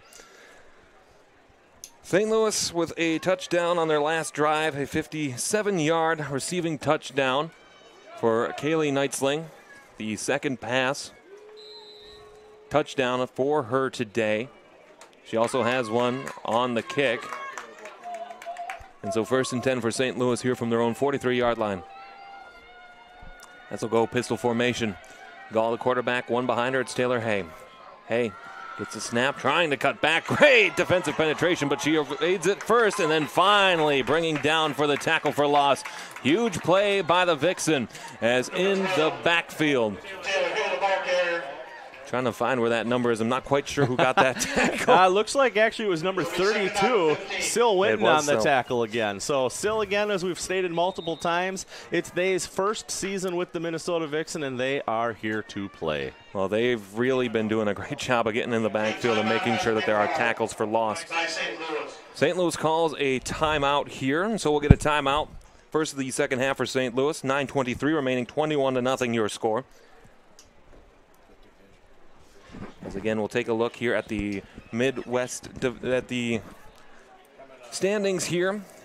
The playoff standings again for the division. And again, we'll take a look here. This is how it is seeded. Again, we talked about it briefly, where you have that Midwest region 1 and 2 playing each other. Right now, that would be St. Louis in the 1, Minnesota in the 2.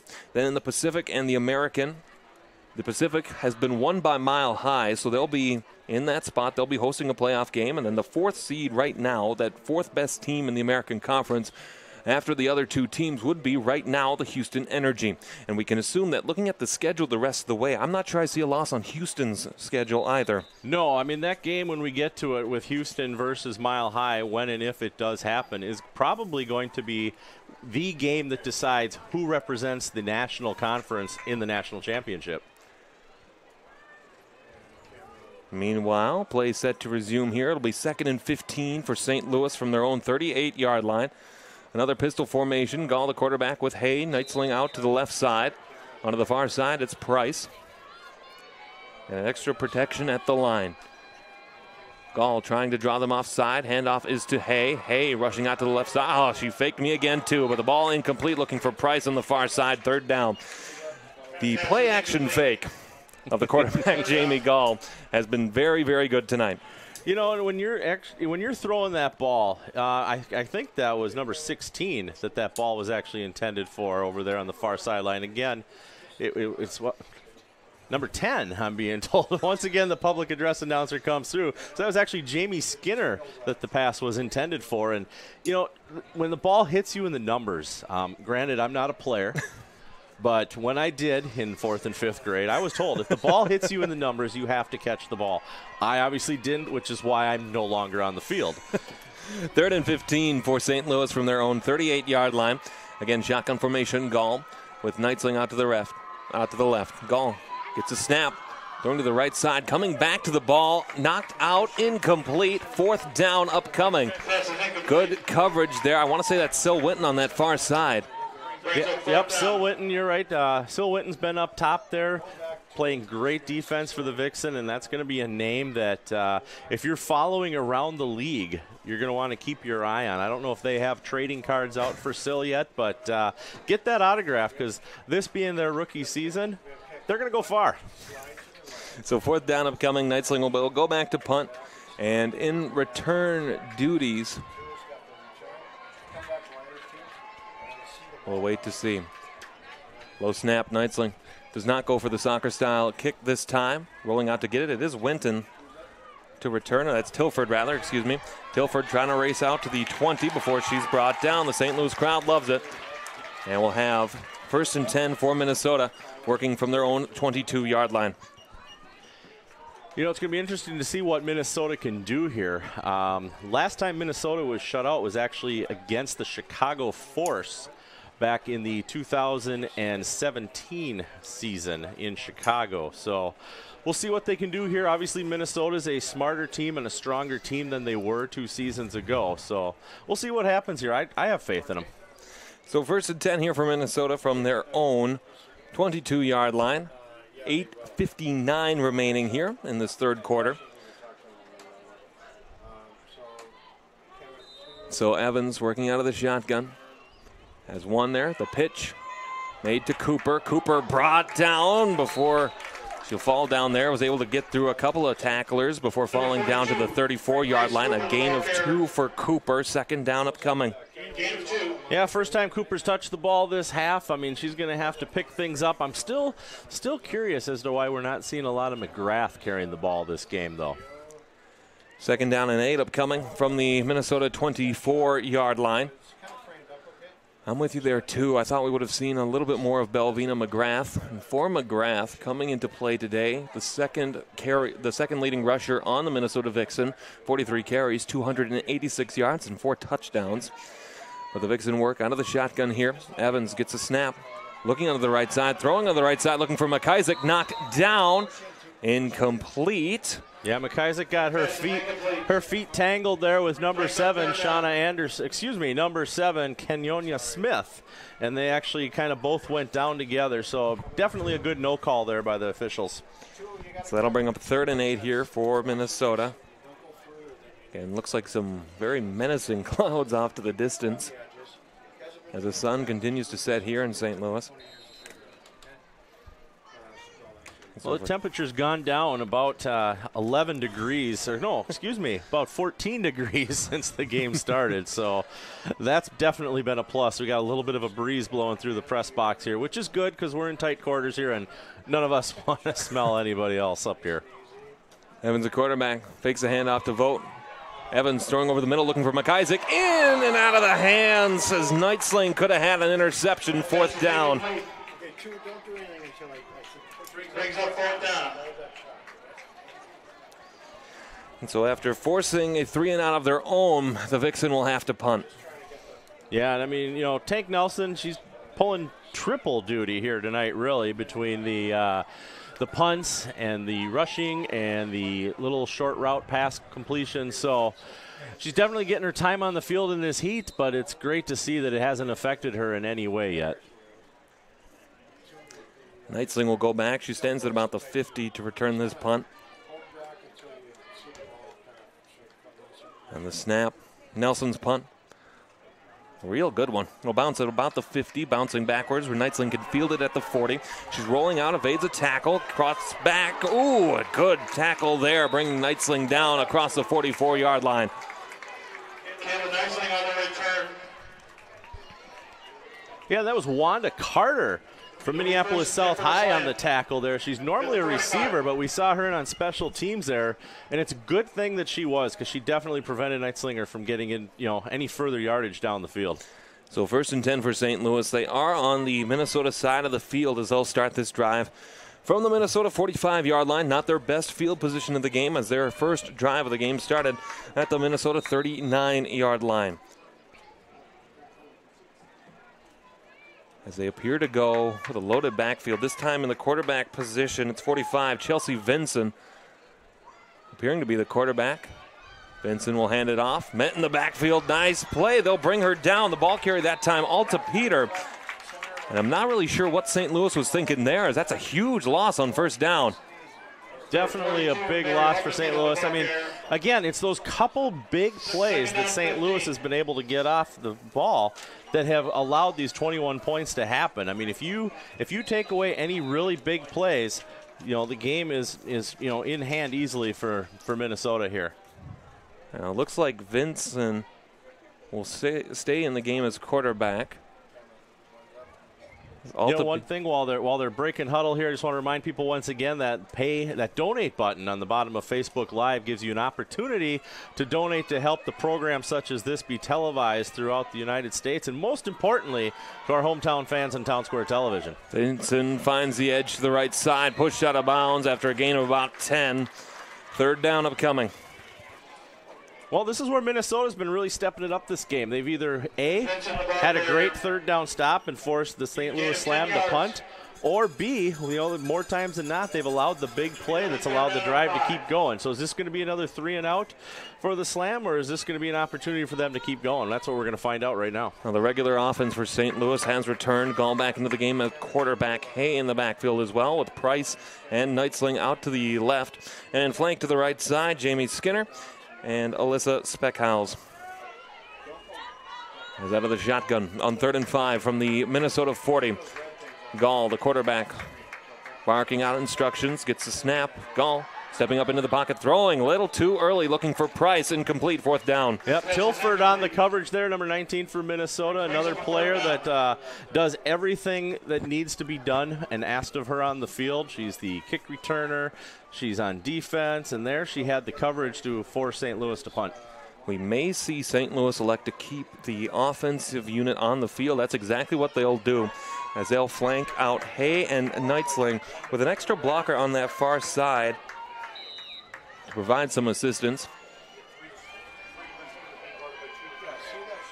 As we have 4th and 5 here from the Minnesota 40.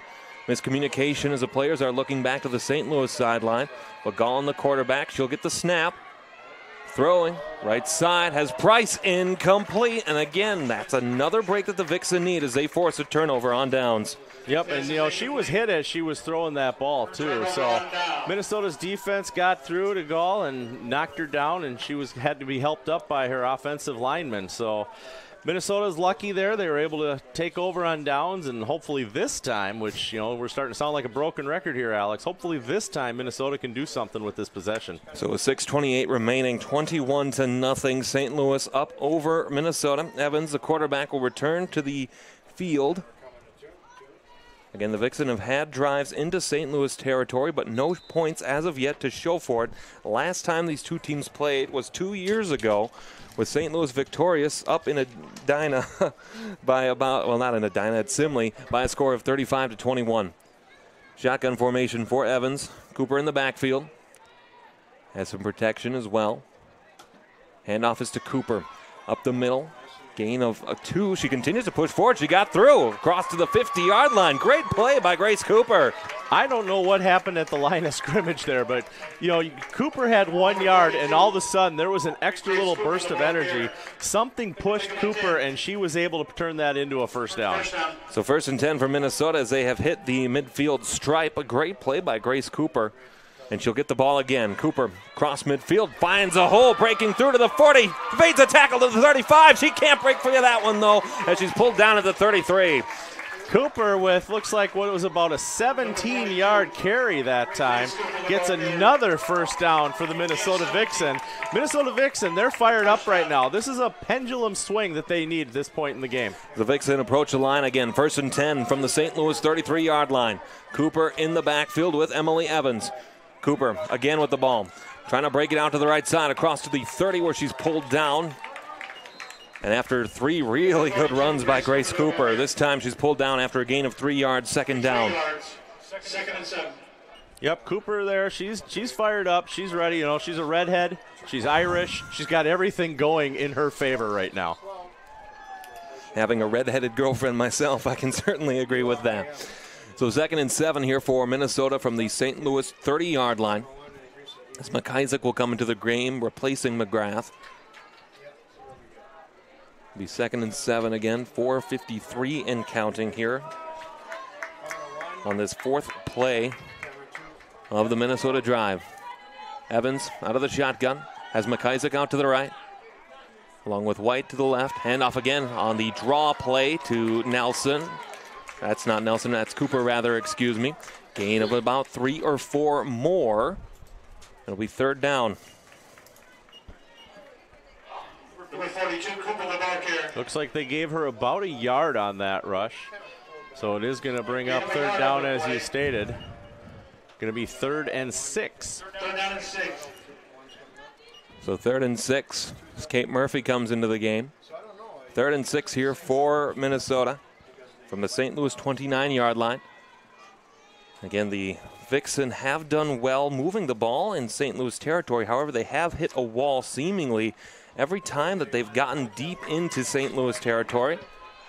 As a quarterback, Emily Evans out of the shotgun. Gets a snap, hands off to Cooper. Cooper hits that hole again across the 25. I don't know if she got it. Looks like she'll be a yard short, and it'll be 4th down upcoming. Number 42. You know, when your defense is keeping St. Louis to 3 and outs on 95% of their possessions, you just have to go for it here on 4th down, especially when you only have about 18 and a half minutes remaining in the game. It is exactly what Minnesota will do. Evans, a quarterback, gives to Cooper again. Cooper hits the hole, breaks through a tackle to the 20, to the 15 before she's pulled down. 1st down, Minnesota. And there we go. Just like that, Minnesota is in the red zone, which I believe is the first time this game. It is the first time this game. 1 for 3 now on 4th down conversion attempts in this game are the Vixen.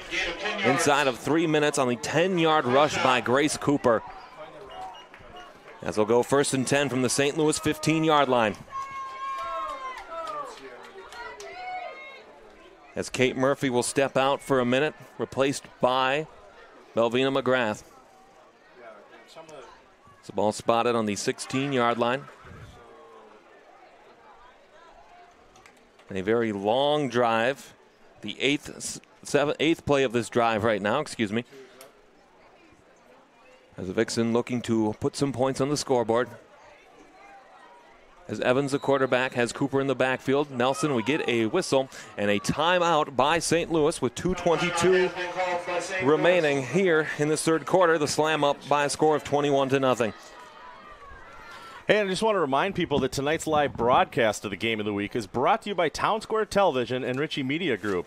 You can follow the Vixen on Town Square Television this season on Comcast Channel 14, townsquare.tv, and on Facebook Live. And special thanks to all the community stations around the Twin Cities for their support of the Minnesota Vixen. And if you are watching us on Facebook Live, we do want to remind you once again, right on the bottom of that window, you can donate to Town Square Television to help games like this air and keep this excitement of women's professional football, of the Women's Football Alliance, coming live into your home when the Minnesota Vixen are on the road and at home. And of course, if you can make it out to the games too, please consider doing so. Nothing is quite like the action and the atmosphere of Minnesota Vixen games. So we encourage, if you are able to, please come out to Coolman Stadium in Edina next weekend as we take on the Wisconsin Dragons.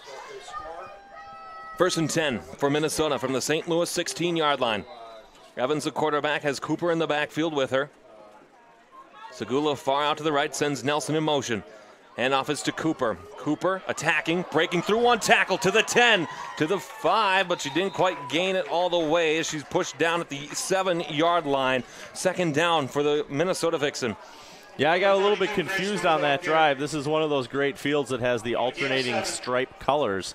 And so I actually thought she was going into the end zone when she was approaching that last light colored, but that's actually from the 5-yard line to the goal line. So Cooper again on the carry is going to set up second down and about 2. So they don't have to score. They could get another first down and get a whole new set of downs. Second down and 2 from the St. Louis 7-yard line. Minute 42 and counting remaining here in this one, or in the third quarter of this one. 2 in the backfield. Ball fumbled briefly and got back there. That miscommunication was just enough. The tackle for loss. Evans goes down. Third down upcoming. You know, and that's not the first time this game that we've seen a snap that's either been too high or too low for the quarterback, Emily Evans. So this time, it unfortunately, cost Minnesota with a loss of about 4 yards on the play. This will be the 9th play of this drive for Minnesota, which started back at their own 40-yard line. They would love to see some pay dirt here. 3rd and 6 here from the St. Louis 13-yard line. Inside a minute to go here in this third quarter as the Vixen approach the line. Evans with Cooper in the backfield. McIsaac flanked out right now to she'll come in short right next to Tank Nelson. Evans fumbles a snap briefly. She'll have to fall on it, and the whistle blows, and it'll set up a 4th down. So sadly, it's 2 snaps in a row that just have not made it into Emily's hands. You know, we talked about it with the passes into the numbers. We talked about it now into the snaps into the numbers. You've got to get the ball into the right position in order to have success. And two snaps in a row, Minnesota's just not making that happen. So here we are, 4th down, 4th and 12, to get a first down. So 4th and 12 from the St. Louis 18. We may have to wait until the other side of the quarter, or they may get this play off in time. Evans gets the snap. Looking to the right side, throwing to the corner of the end zone. Contact's made. Flag is out. Pass interference. That is definitely the right call there.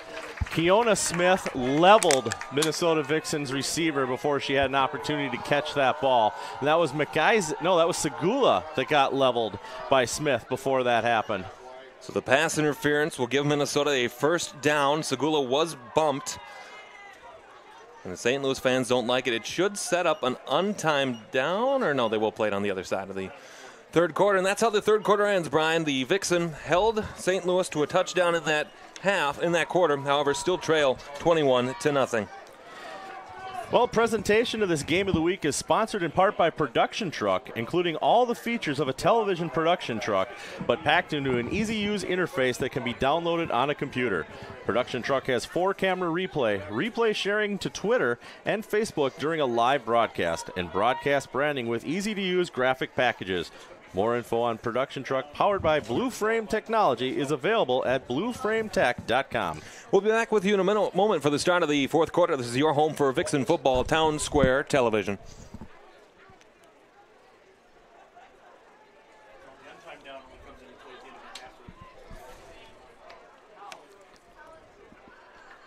Welcome back, everybody. St. Louis Slam 21, Minnesota Vixen 0 to start this fourth quarter of play. Right now there's a discussion between the officials where the Vixen coaching staff believe that there should be an untimed down.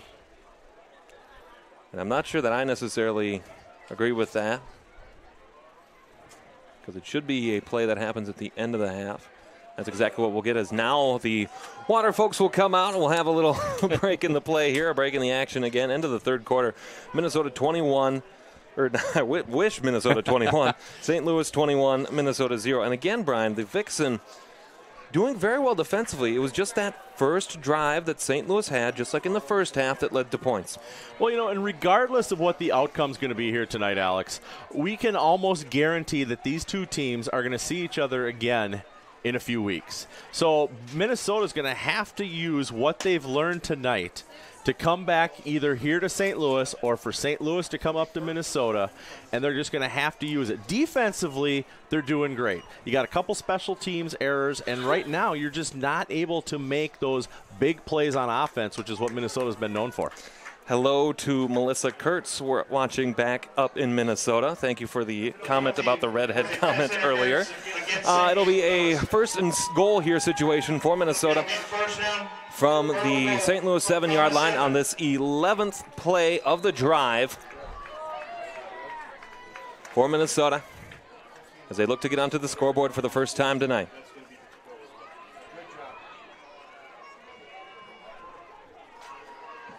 As the Vixen approach the line, Evans the quarterback.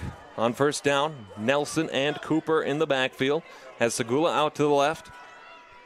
And I believe McIsaac to the right. Hand off to Nelson. Up the middle to the 5. Well, she'll be pulled down there to the 5-yard line. That'll set up second and goal from the 5.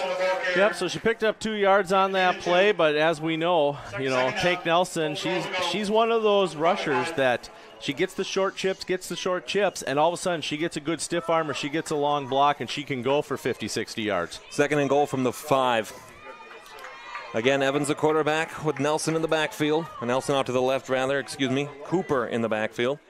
It's Cooper. They fake the play action. Evans on the screen to Segula. Across the 5. She's trying to cut back before she's brought down. Back to the original line of scrimmage. She may have lost a yard. Third down upcoming. And that was the first time Segula has been thrown to this half, and it's also Evans' first completion of this half. So it's odd that they didn't make this, connection earlier. So third and goal from the 6-yard line upcoming, as McGrath will come into the game. So third and goal. Again, the first drive inside the red zone for Minnesota in this game. This 13-play drive. So far, we'll see if it continues to extend. Evans, the quarterback, with Cooper in the backfield. Has White out to the left with Segula. Sends Nelson in motion from right to left. Handoff is to Cooper, met in the backfield immediately. She got back to the line of scrimmage, maybe an additional yard after that. It'll be fourth down and goal.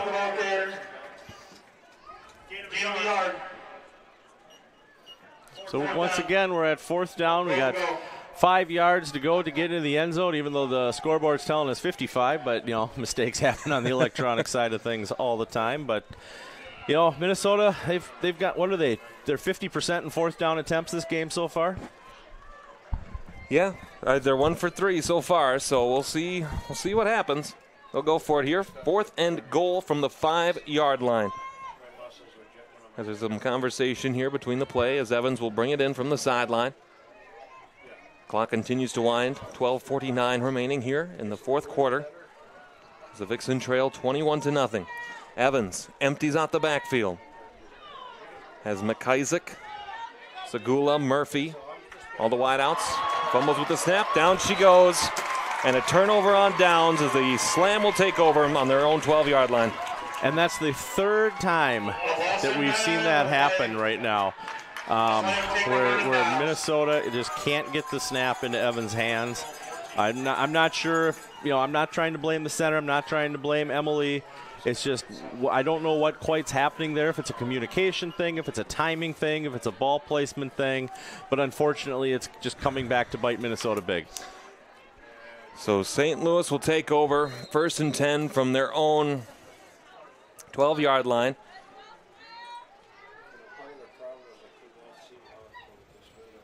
And the Vixen have been playing well, but a 14-play drive goes by the wayside. Now the defense will be asked to step up again to give Minnesota a chance in this game, as there seems to be an issue with the clock. As 12:15 has been asked to be put on the clock. It's 21-0 your score, St. Louis over Minnesota. Again, the St. Louis Slam, aside from that touchdown drive, have resulted in a 3-and-out and a turnover on downs. And if the Vixen want a chance in this ballgame, they'll have to dial that up again. Pistol formation. Gall fakes a handoff, then Hay picks it up. Hay with some holes off to the left side, across to the 20, trying to cut it back. A nice spin move to the 25 before finally she's brought down on that far side as Kate Murphy on the tackle. And it'll be first down for St. Louis. Number 12, Taylor Hay, the ball carrier. Yeah, Taylor Hay's been the only rusher that has touched the ball this half for St. Louis. So that on her third carry turns into it be another big one. It gives St. Louis a lot of room behind them to work with. 1st and 10 for St. Louis from their own 25-yard line. We're going to have a whistle. We had a whistle.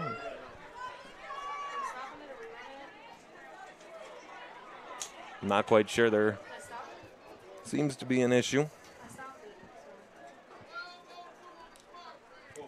They want 12:02 on the clock.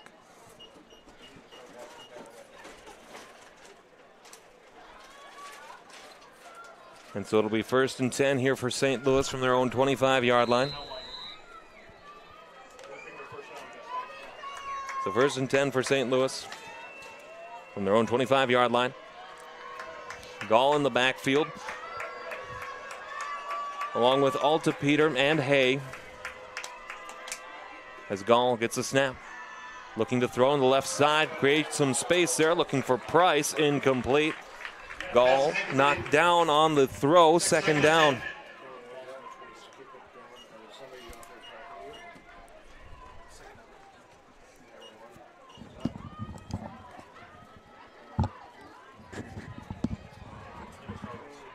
And so Gall has been knocked down a number of times here in this ball game after the throw has been released.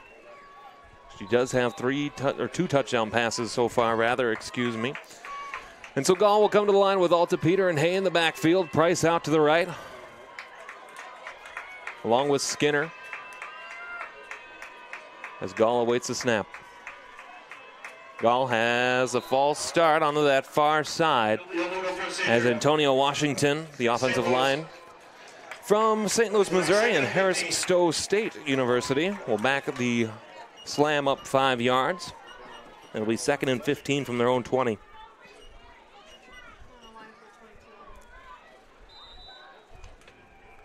Minnesota next week, they'll be home to face off against Wisconsin. Again, Sean Parker and Kelly Schultz will have the call for you. Or if you're in the area, coming out to Coolman Stadium for that one. As Gall rolls out to the right, has Alta Peter open, caught it at the 25 to the 30 before being brought down, and a nice tackle by Sil Winton, or that's Tilly Tilford again. I make that mistake, and I apologize every single time, but Tilly Tilford on the tackle. Well, you know, one reason that I can see why you're making that mistake is you got Sil Winton and you've got Tilly that are both out there. They're built the same, and they play the same. They both hit hard, they both hit low, and they're going after that ball, and they're going after that tackle. So it's almost like watching the same person. 3rd down and 5 to go from the St. Louis 32-yard line for the slam. Shotgun formation, Gall in the backfield, Hay to her left. She'll send Price in motion to the right. Price on the pitch, has some space off to the left side across the 40, trying to gain some speed before she's brought down across the 50-yard line to the 48 of Minnesota, and another 1st down run for the slam. And there it is. There's another one of those big plays that we've talked about that, you know, Minnesota, they hold them, and then all of a sudden something big like that happens, and it's a 1st down for St. Louis. So 1st and 10 upcoming here for St. Louis from the Minnesota 48-yard line. As they'll approach the line here, Gall working out of a pistol formation again, has Alta Peter immediately to her right, Hay in the backfield. 2 out to the right and 1 out on the far side to the left. We have not seen Nightsling in a while. Handoff is to Hay as she hits the hole to the left side before stumbling down, as I believe a Vixen got her by the shoes. Gain of about 4 or 5, 2nd down. Yeah, you're right. We haven't seen number 3 Nightsling out there, you know, making a big play in quite some time. So, you know, we did see her exchanging with some unpleasantries with her coach there a little while ago and holding her helmet. So I don't know if there's an equipment issue or if there's an injury, but I can see her standing over on the sideline still, and she is carrying her helmet in her hand. 9:55 remaining here, 21-0. St. Louis leads, 2nd and 6 from the Minnesota 44-yard line. As Vincent goes out to provide a block, moving to the right side, Alta Peter trying to carry it forward, crosses the 40-yard line, trying to be brought down, unable to do so. Look at her go. As the ball carrier, Alta Peter, gets to the 30-yard line. A big bruising run and a first down here for St. Louis. Yeah, number 18, Madison Schmatz, basically rode her out of bounds. So Madison was there, rode her to the sideline, made sure she got out of bounds before there was any more yardage picked up. So the ball will be spotted 1st and 10 at the Minnesota 30-yard line. Loaded backfield once again, as they'll send a runner to block. Vixen gets the ball carrier, has some speed, stiff arm to the 15-yard line. And everybody's doing it out of the backfield for St. Louis tonight.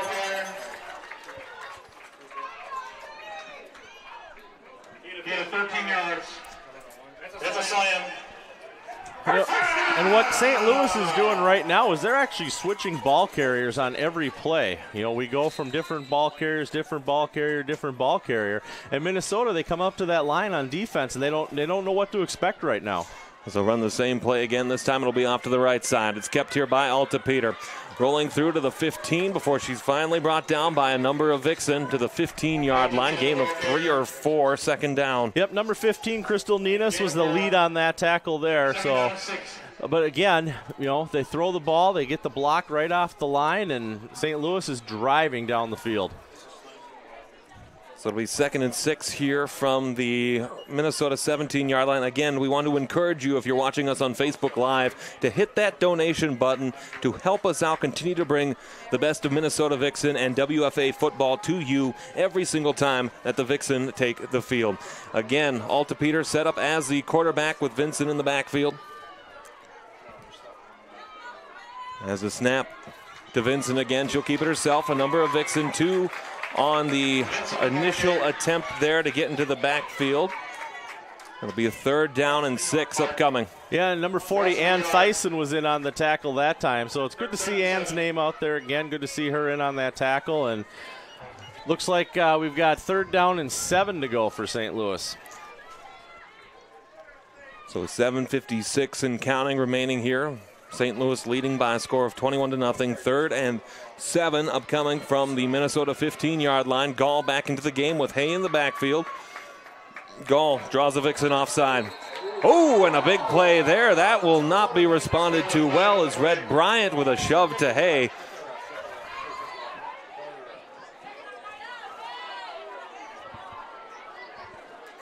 Again, and that'll be a 5-yard penalty on the offsides. It'll set up a 3rd and 1.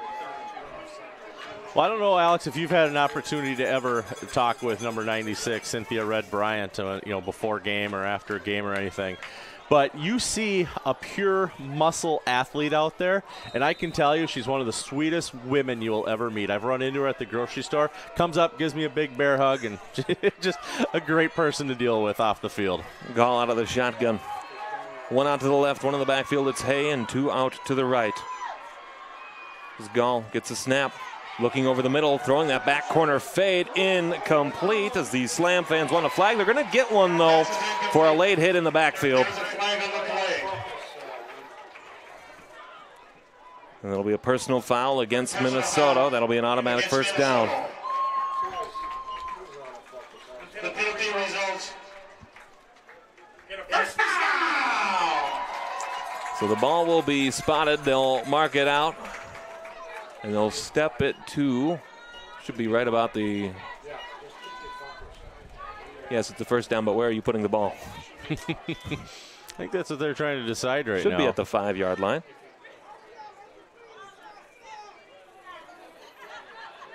While we have the time here, a story about Red Bryant.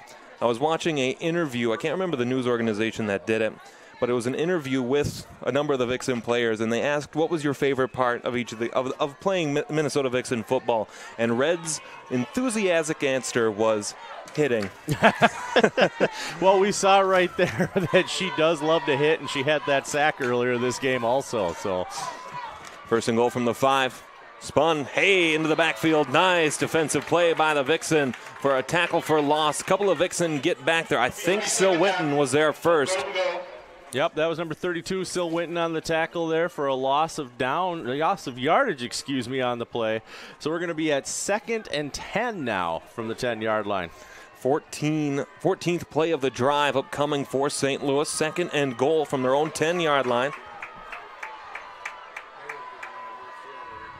In a pistol formation, Altapeter to the right, Hay in the backfield. And the handoff again to Hay, and again the Vixen. Oh, I faked for it again. Altapeter in and out of the hands, incomplete. That play action. It's a good thing the Vixen are so smart and so patient, because I have not been, and I've been fooled by that play action many times tonight.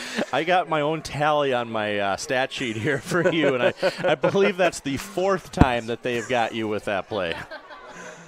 Oh, well, hopefully they don't run it again. Either way, it'll be 3rd and goal here from the Minnesota 10-yard line. The 15th play of this drive, which has run 6 minutes off of the clock. We get a whistle. And we're going to get a timeout here by the Vixen. That'll be their second of the first of this half. And while we have a break, some things we'd like to share with you. Definitely. Vixen fans, did you know that the Vixen's official integrative sports care provider is Northwestern Health Sciences University? Because peak performance begins with consistent integrative care. Coverage of this game of the week is brought to you in part by Northwestern, located in Bloomington, Minnesota. More information is available at nwhealth.edu. nwhealth.edu. And also, you, as a viewer, can help sponsor Minnesota Vixen football by clicking on that donate button right there on the bottom of your Facebook Live page. Well, we certainly want to encourage that. And again, next week when we are home to the Wisconsin Dragons, we want you to come out to Koolman Stadium, support these hard-working athletes out on the field, so that way you can be a part of the Vixen phenomena just as much as we have been. And actually, that game next week is going to be a Randy Shaver tackle cancer game. In Minnesota, in the fall, all the high schools get together and they have their tackle cancer games. Minnesota Vixen are stepping on board this year, and they're going to give Randy his first tackle cancer game in women's professional football. Well, we certainly like to see that. And again, congratulations to Randy Shaver for beating cancer a second time. Yeah, he's a great person. I've had an opportunity to talk with both him and Ryan Shaver. Ryan Shaver was at the Vixen home opener, shot some footage for us, which made the 10 o'clock news that night. So, I mean, not quite the quality we get with Town Square Television, of course, but, we'll give them a pass. So home next week to Wisconsin, then they'll close their season out in the regular season against Iowa in 2 weeks from today down in Des Moines. Which you and I will both be at that game. Yes, we will. Very excited to travel to the first time the Vixen will play the Iowa Phoenix. As now we have a timeout St. Louis, so that'll be their 3rd and final of this second half. St. Louis. Well, tonight's live broadcast of the Game of the Week is brought to you by Town Square Television and the Ritchie Media Group. You can follow the Vixen on Town Square Television this season on Comcast Channel 14, townsquare.tv, or Facebook Live. Also, special thanks to all the community stations around the Twin Cities for their support of Minnesota Vixen women's football. And again, while we have the moment, we do want to thank you for viewing tonight's broadcast, however you have been able to do so, whether that be on townsquare.tv, MinnesotaVixen.com, or MNVixen.com, excuse me, or those of you who have found your way here from the Women's Football Alliance website. Again, a very busy Week 8. Number of teams on bye. However, Week 9 will resume next week, and there will be many more important playoff matchups to go. Mile High, the only team so far who has clinched a playoff spot. However, St. Louis, Minnesota, and Houston certainly well on their way, and St. Louis can wrap one up tonight. Meanwhile, 3rd and goal upcoming from the Minnesota 10, the 15th play of this St. Louis drive. Gall at the shotgun with Hay in the backfield. She'll try to draw the Vixen offside. This time she'll get the snap. Hay throwing to the right side, looking for Price in the corner of the end zone. Great defense there as receiver and corner met at the same time. Incomplete. 4th down for St. Louis. And once again, Tilly Tilford showing why she's one of the better corners in women's football right there as she breaks that play up. Well, with the budding rivalry that is St. Louis and Minnesota, you certainly would probably, I would say, see the field goal unit stay off, but it looks like they will go for the field goal here. Knightsling, the field goal kicker. She's 1 for 3 entering play today. Her first attempt at one in this game. She does have a great leg from when I saw her warming up earlier this afternoon. Knightsling, her drive is up, and it is good. That kick good from 28 yards, and with that, 24-0 with 6:27 remaining here in this football game.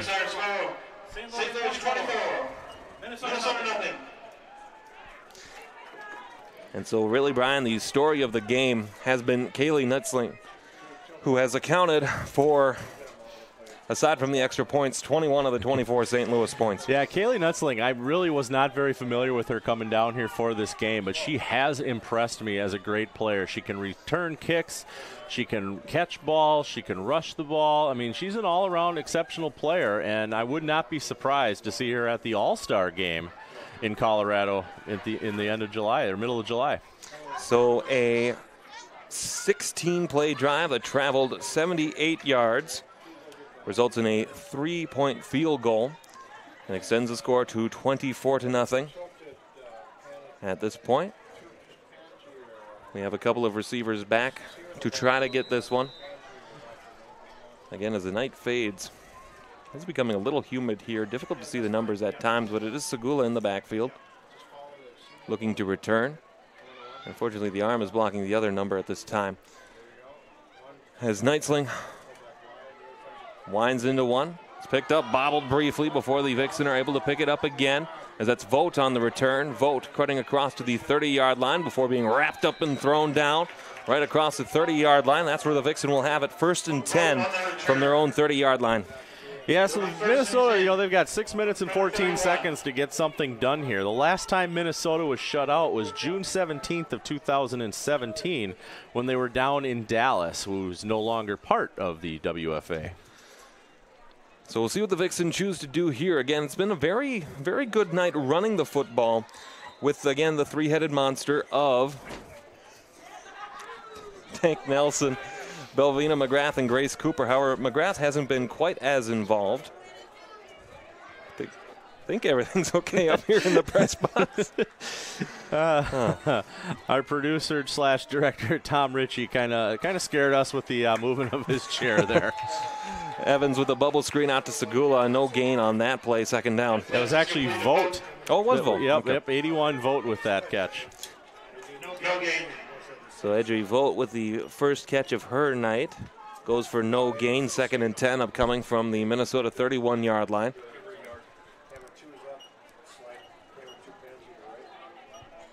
So again, Minnesota will face off against Wisconsin. They can effectively end Wisconsin's season a week from today. Again, if you're watching on Facebook Live, that donation button, it's there for you if you want to continue to boost the coverage that we have been doing for you. Evans throws here, looking a nice completed pass there to Segula. Segula across the 45 as she broke a tackle to the 50-yard line. And that was a very nice catch and a run there by Kaya Segula, one of our favorite rookies from this Vixen team who has been a threat offensively when the ball has been thrown. Well, I remember you and I were down in Kansas City for the first game of the season there, April 6th, and Kaya comes up to me before the game, and she wanted to make sure that we could pronounce her name correctly because she knew we would be saying it this season. So, Kaya, you well played. 1st and 10 for Minnesota from the St. Louis 49-yard line.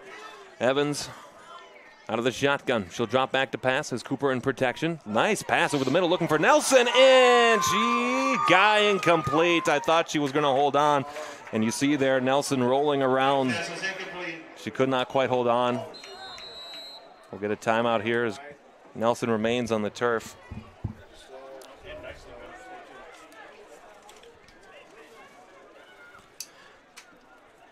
An opportunity at the last home game. I talked to Tank Nelson's parents. They like to make cookies for people and things like that. And they actually live in South Dakota. So they really appreciate when we televise these road games. For the home games, they make the drive to Coleman Field or the 1 week down to Farmington. But for the road games, when you're in South Dakota, it makes it that much longer of a drive, or even getting to an airport to hop on a plane, because what many people don't realize is it costs a little bit of money to travel and to go with all these teams, which is why we have sponsors. So I want to thank, Blue Frame Technology. Coverage of this game of the week is sponsored in part by Blue Frame Technology, the premier end-to-end streaming provider for sports organizations across the United States. With over 600 clients in the NCAA Division I, Division II, and Division III conferences, along with other sports leagues as well. More info about Blue Frame's end-to-end solution for production management and distribution for video streaming is available at blueframetech.com. Meanwhile, Tank Nelson able to walk off the field on her own power.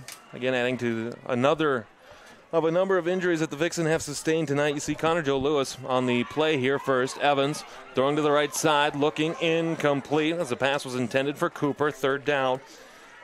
But we see now Connor Joe Lewis back onto the sideline in street clothes, this time with crutches. And you certainly hope the best for Tank Nelson as well, as the Vixen will be looking at a 3rd and 10 from the St. Louis 49-yard line. Yeah, and I'm looking across the field trying to see where number 34, Tank Nelson, is right now. And she's actually standing right between McGrath and Sarah Sturr on the sideline there. Dr. Mack walked right past her, didn't stop, didn't say anything to her. So I would guess that Nelson's going to be okay. 3rd and 10 from the St. Louis 49-yard line. 5:03 remaining.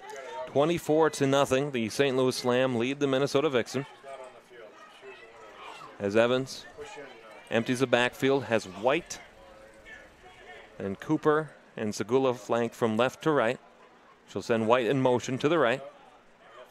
She'll get the snap now. Evans looking for the left side, looking incomplete, in and out of the hands on the interception attempt there by Jamie Skinner in the backfield. And in coverage, Skinner unable to hold on to that. 4th and 10 upcoming. Yeah, so once again, it was just out of the reach of Grace Cooper, and Minnesota looks like they're keeping the offense on the field. I mean, you've got just under 5 minutes left with 4:58 remaining on the clock and not a lot of time. But at this point, you're playing for pride. 4th and 10 as the Vixen approach the line from the St. Louis 49-yard line. They'll have 2 out to the left. Again, exact same formation with White, Vogt, and then Segula on the left side as Evans gets the snap. Looking for White, incomplete, just a little too far over her head. And that'll be another turnover on downs for Minnesota, as they are 1 for 5 on 4th down attempts tonight. And another turnover on downs, first down for St. Louis from their own 49-yard line. Yeah, so St. Louis, as you stated, there's 4:56 remaining on the clock. They're going to take over. And speaking of taking over, you can take over control of Town Square Television by donating and clicking on that button on the bottom of the screen when you're watching on Facebook Live. Now that's a professional segue right there. So 1st and 10 here for St. Louis from their own 49-yard line. 4:56 remaining as the Slam lead 24-0. St. Louis with 0 timeouts remaining. Minnesota with 2. Gall in the backfield. As she'll send out 3 out to the left. The handoff going up the middle. Nice defensive play there. She was able to break through. I thought they had her, and now she continues to run up the field. And a nice run there by Candace Watkins from Florissant, Missouri. And for a first down for St. Louis. For Watkins, 18 carries, 86 yards, 2 touchdowns coming into play today. That's her first carry of the game. And first down. Yeah, you think with as good of a season as Watkins has been having that we would have called her name long before the final 5 minutes of this game. But St. Louis is just showing that they have multiple threats in their backfield, and they're ready to use them at any given moment. So 1st and 10 for St. Louis from the Minnesota 35-yard line. Again, Gall in the backfield, exact same formation as they ran before. They'll send the receiver in the motion to the right as the ball comes here again, this time for Watkins. Watkins trying to break through before she's pushed out of bounds into the Minnesota sideline. She got to, we're going to have a hold. This will back him up. Thyssen was held in the backfield there. She was chasing Watkins down, and I saw Thyssen's shirt getting pulled behind her, and so did the referee, and he threw the flag appropriately. So now the official signal will be made, and that'll back up St. Louis. It'll be a 10-yard penalty. We'll set the ball at the 45-yard line, so it'll be 2nd and 20. No, 1st and 20. That's right, yeah.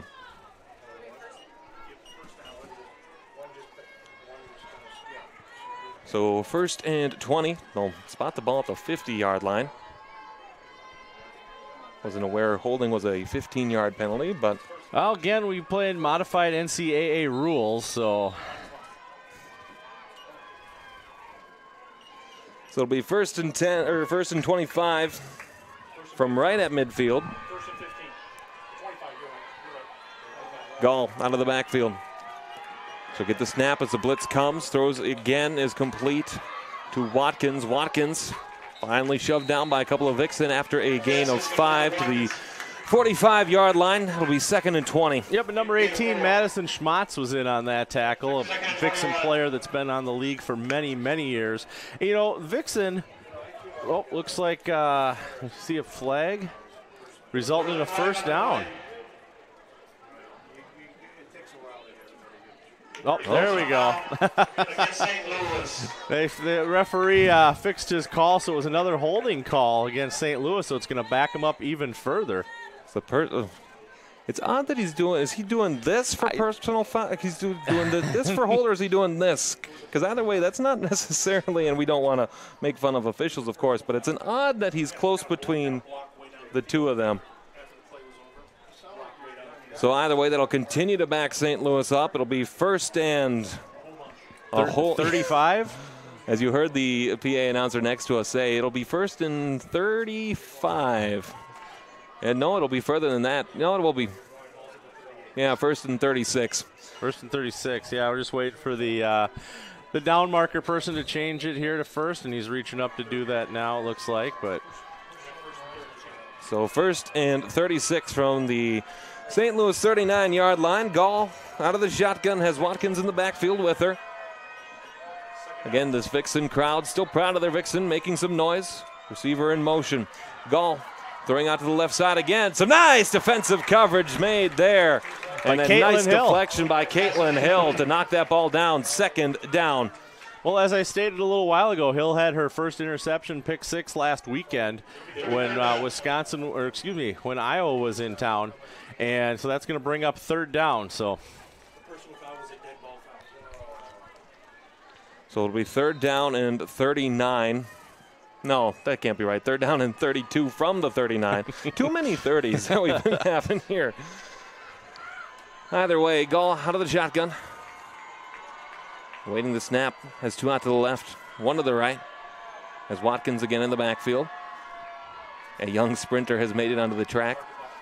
As Gall gets a snap, throwing onto the left side, looking too far as the intended pass for Chelsea Clay, incomplete, 4th down. And that was Winton on the coverage there as well. So, 4th down, St. Louis is obviously going to go for the punt this time. I mean, their defense is showing that they know how to play this game against Minnesota's offense. And so we'll send the punt team out and back out to do the punting duties again, Kaylee Knightsling. And back to receive for Minnesota. I believe it'll be Tilly Tilford. That's exactly who it will be. As Knightsling gets the kick, it's a line drive. Fielded there by Vogt, rather out of the return duties to the 30, down to the 32, the 33. And Andrew Vogt with a nice little return there. And it'll be 1st and 10 Minnesota from their own 34-yard line with 3:09 remaining in this football game. And we want to remind people once again, if you are watching the game on Facebook Live, or even if you're watching on townsquare.tv, head on over to Facebook Live, find Town Square TV's Facebook page, and you can click to donate money to help continue programming such as this when the Vixen are on the road. So 1st and 10 for Minnesota, as Emily Evans not turned the ball over tonight. Only 1 turnover in the game, and that was on St. Louis, a fumble way back in the 1st quarter. There was also that interception. That interception too, yes, of course. Evans throwing over the middle, looking for Nelson, complete across the 50. What a play! Tank Nelson to the 40, she pushed down to the 35. What a shoulder there by Tank Nelson. That is just the play that Minnesota needs right now. So the clock will stop, give them long enough to set the chains. We also will watch for the referee to wind the clock again. But Minnesota is showing that there's still some fight in them in this game.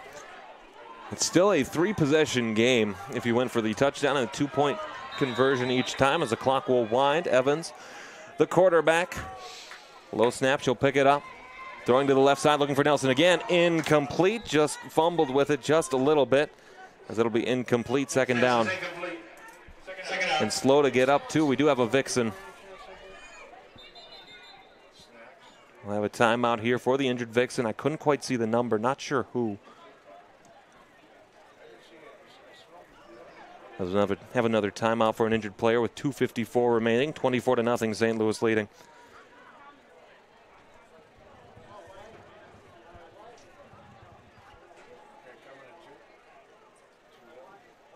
I'm scanning the sideline, trying to see if I can figure out who it could be. We got water coming out onto the field for the players, of course, which is very important. Hopefully it's more of a dehydration or a cramp thing and not necessarily an injury. St. Louis got on the scoreboard first. It was their first offensive drive after a turnover on downs by the Vixen in their own territory. And a 3-yard or a touchdown reception by number 3, Kaylee Knightsling, as that's Erin McIsaac working her way back to the sideline. Again, she's been doing an excellent job all over the field tonight. You certainly don't want to see her night end that way. It was a Knightsling touchdown on the first St. Louis drive that put them on the scoreboard 7-0. Then a couple of drives later, the 92-yard punt return touchdown by Knightsling that gave them the 14-0 lead. Then a series of punts, and that ended the first half tie, or 14-0, with the Vixen trailing. Then again, on that first play of the second half, it was a Knightsling 57-yard touchdown reception that gave them the 21 lead. A field goal added later. Nice catch for the touchdown! And that's just what Minnesota needed. That's Kaya Segula, number 11, going into the end zone. And that would be her 4th touchdown this season for Segula. Minnesota is not going to quit. They're not going to allow themselves to be shut out. 35-yard touchdown reception for Kaya Segula, 24-6. The score here. And of course, still a 3-possession game, as the Vixen will try to make it a 2-possession game as they'll attempt the 2-point conversion. So we'll see what they choose to do here. Again, the ball spotted at the 2-yard line. Nelson and Cooper in the backfield with Evans. There's a handoff to Cooper up the middle. 2-point conversion is good. And it'll be 24-8 with 2:47 remaining in this football game.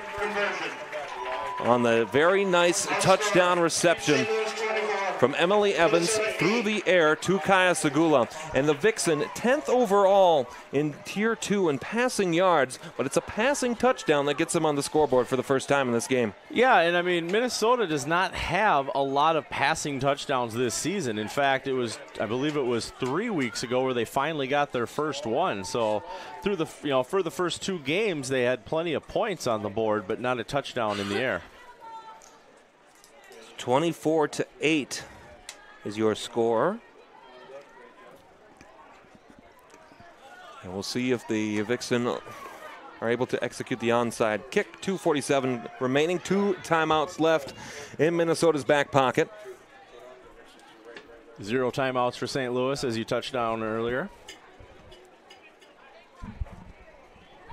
And again, the Vixen taking the time to stand on the sideline to communicate how to execute this onside kick and give the Vixen another chance. And it'll be Tank Nelson to kick this one off. Again, the ball must travel at least 10 yards before a Vixen player can touch it. And you notice St. Louis, they have all their big players right there at that 10-yard mark. So they're going to do everything in their power to make sure that ball lands in their hands. Or it's not Nelson, rather, it's Katie Muller to do the kicking here. So Muller to attempt the onside kick for Minnesota. And she'll kick it right on the ground, bounces right into the hands before it's able to be continued to push forward. St. Louis will take over on the kickoff return. It'll be Kimberly Kinsella who got that one. And it'll be 1st and 10 for St. Louis from the Minnesota 42-yard line. And with 2 timeouts, that might be all she wrote for the Vixen. Yeah, Minnesota came down here knowing that this was going to be a tough game, that they were going to have to really play hard. I mean, they spent a lot of time this week watching film. They learned a few things, but you can only learn so much watching film on a team. More often than not, you have to get onto their field. You have to see how they execute based on how you're lining up across from them. So 1st and 10 for St. Louis from the Minnesota 42-yard line. Gall still the quarterback. She'll get the snap, handoff to Watkins. Watkins across the 40. Number of Vixen push her down there. Still Witten right there again. So. And the timeout called by Minnesota. They have 1 remaining, 2:32 here to go. Assuming the score holds. Again, we don't know the score of the Houston game right now. as they are on the road at the County Camo. Assuming that that were to hold, right now Minnesota would travel to St. Louis in the playoffs to play the Slam right here again on June the 15th. But again, if Houston starts to win out, then all of a sudden the Vixen could be on the road to Mile High. Yeah, they could be. They could be on the road to Mile High, which no matter what you look at, Minnesota is going to probably be on the road for the first week of the playoffs. So they're going to have to get home. They're going to have to rest up, get the players healthy again. We do have one final score in so far. The DC Divas closed out their home schedule with a 58-28 win over Columbus. And St. Louis will be at Cincinnati and then home to Columbus to close out their regular season. And after a year off in the WFA, they certainly have returned with passion and fever as they have been one of the dominant forces in this tier. Well, we'll see what happens next year. The Madison Blaze took off this year in the hopes that they can rebuild and get bigger and want to come back next year. So we're excited for the 2020 season to see what happens in WFA football. Watkins gets the handoff on 2nd down and 9 from the 41. She gets across to the 37-yard line.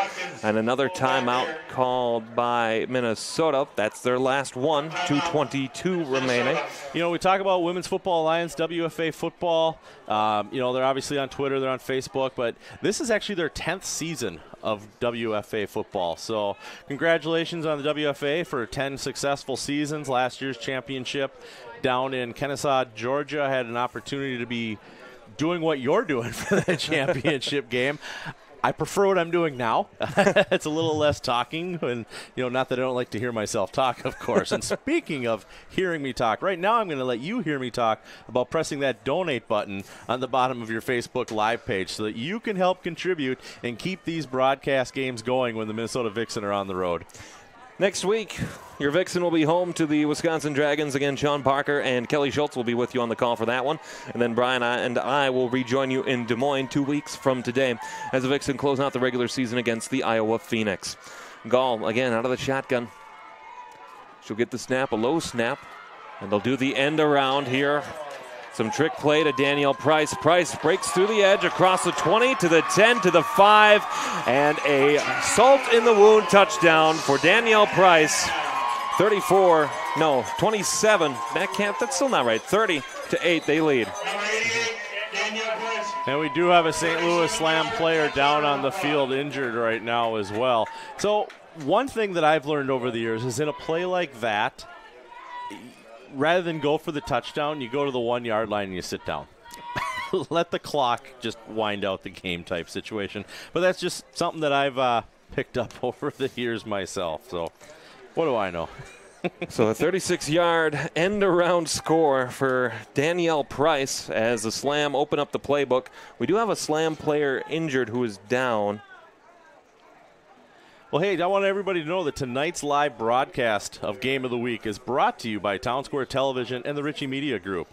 You can follow the Minnesota Vixen on Town Square Television this season on Comcast Channel 14, townsquare.tv, and on Facebook Live.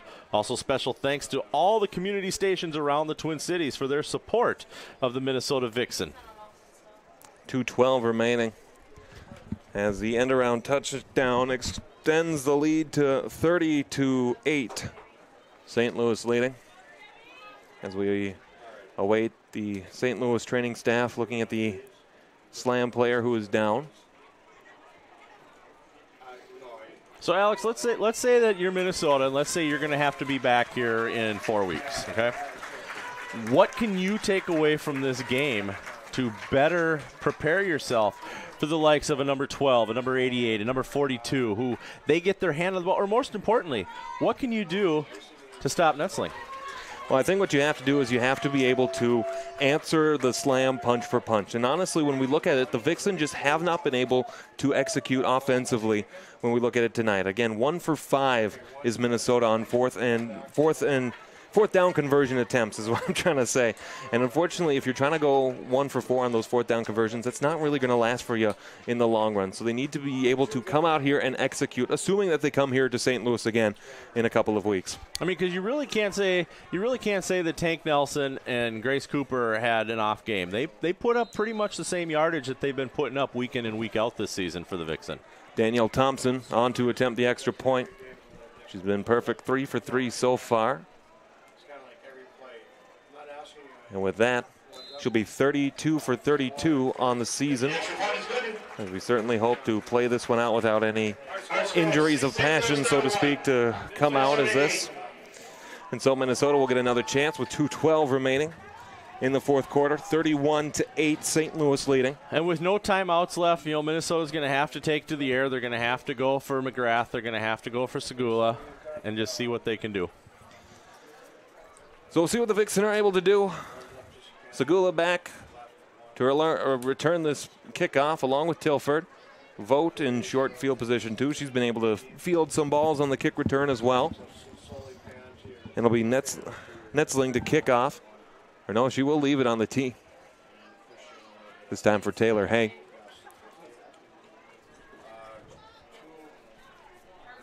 And so is the slam spread out across the field. And what's become really a beautiful night here in St. Louis. Still too muggy for me. And Hay runs up to the ball, kicks it a line drive. It'll be fielded by Vogt. Vogt loses it briefly before picking it back up. Vogt hitting off to the left side before, she lost the football, but I think she got it right back away. And it'll be 1st and 10 for Minnesota from their own 38-yard line. Yep, Vogt did indeed recover her own fumble there. So Minnesota is going to get one last drive here for this game with 2:02 left.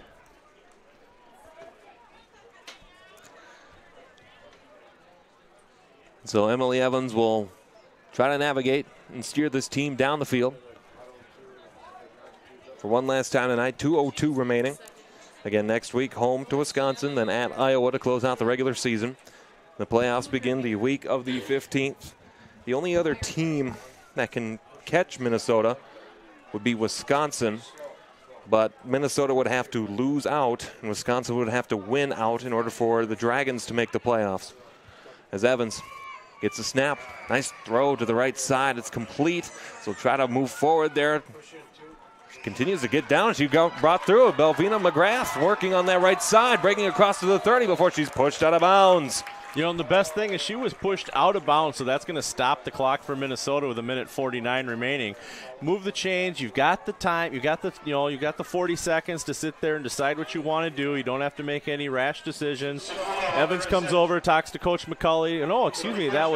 That was White that came over and talked to Coach McCulley. She's going to bring the play into Evans so she knows what to do next. So 1st and 10 from the St. Louis 30-yard line. The clock stopped at 1:49. It's the Vixen trail by 25-yard line. As Evans, the quarterback, will send 3 out to the left, 1 out to the right. Evans gets a snap. Looking to the right side, trying to beat, incomplete as she was looking for a receiver on the far side. I want to say that was Amy Mugas way back there, but I could not quite see that number as the Vixens start to roll through some of their bench. Incomplete either way, 2nd down. Nope, that was Kaya Segula, number 11 there, that was just running all the way back. She just enough angle on her jersey that it made it hard for us to pick that up. So it'll be 2nd down and 10 from the St. Louis 29-yard line. As in the second half, the Vixen have scored their only points of the game. It was on their last drive, a 35-yard touchdown pass from Evans to Segula to get the Vixen on the scoreboard. We may see that connection try to connect again. Evans out of the shotgun. She'll get the snap. She drops back. Looking to throw it over the middle. Looking for White off the reaching hand of White. Incomplete, 3rd down. This is incomplete. Brings up 3rd down.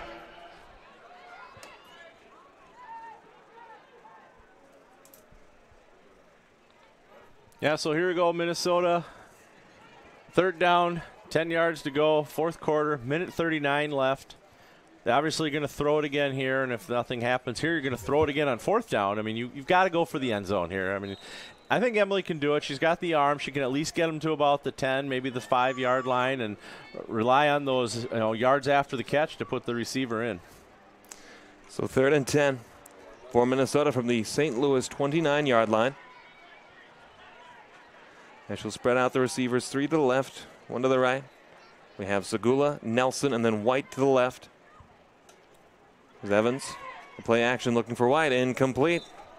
A little bit over the head again. That'll force a 4th down upcoming. Brings up 4th down. So here we go. Here's the game. Minnesota's either going to convert or we're going to give it back to St. Louis, and they're just going to kneel this one out. Minnesota does not have any timeouts. Neither team has any timeouts remaining with 1:36 left. And again, the officials do keep that play clock in the back of their head so they know that if a play does take too long. So we'll keep an eye on that. There's a play clock here at St. Mary's High School. And so we'll wait to see what happens here as Evans out of the shotgun. 3 out to the left, 1 to the right. In the backfield is Nelson. As Evans gets the snap, bubble screen to Segula. Segula finds a hole across the 20, trying to cut back to the 10, and she's pulled down there, and a nice play that's worked a number of times tonight for the Vixen. Kaya Segula, gain of 18 yards, 1st down Minnesota. Yeah, Minnesota's going to have to get up the line there. The clock's going to stop just long enough for the referees to reset the chains and set the ball, and then it's going to start winding right away. So as the clock begins to wind here, Evans out of the shotgun again. Segula out to the left. Evans gets a snap, throws here on the completion to the near side. Did she break the plane? No, she's short. So it's going to be 2nd down in inches. 2nd down. Goal to go. As that's McGrath who got the completion there. There's a slam player down. It'll be 2nd and goal to go. Inside a minute to go in this football game. 2nd and goal from the inch mark. Run up the middle, Nelson trying to push forward, but the slam are able to stop her there. Minnesota's going to have to get off this pile. They're going to have to unbury everybody really quickly. Clock's winding. We got 42 seconds left remaining in the game. Emily's coming over to find out what she's got to do. She looks like they're going to go for just one final play here. So Evans will run the play back in now with 30 seconds remaining. Again, with the win, St. Louis will improve to 6-0, and Minnesota will fall to 5-1, suffering their first loss on the season. Their only regular season loss a year ago also came in the state of Missouri, but on the other side of it at Kansas City. As Evans gives it to Nelson. Nelson, last play of the game, up the middle, touchdown, Minnesota. Tank Nelson gets the Vixen on the scoreboard. Clock stops with 9 seconds left. They'll try the 2-point conversion. And for Nelson, that will be her 11th touchdown of the season, pacing the Vixen in all touchdown categories. You know, and it feels good to get that double-digit score on the board for Minnesota. You know, they got 14 points right now. Looks like we got an injured player down.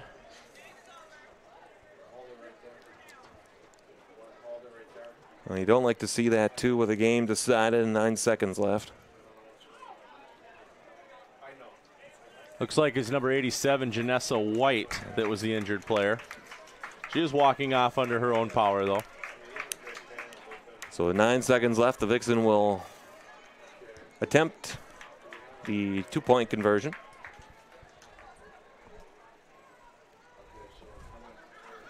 As the last time that the two teams played each other.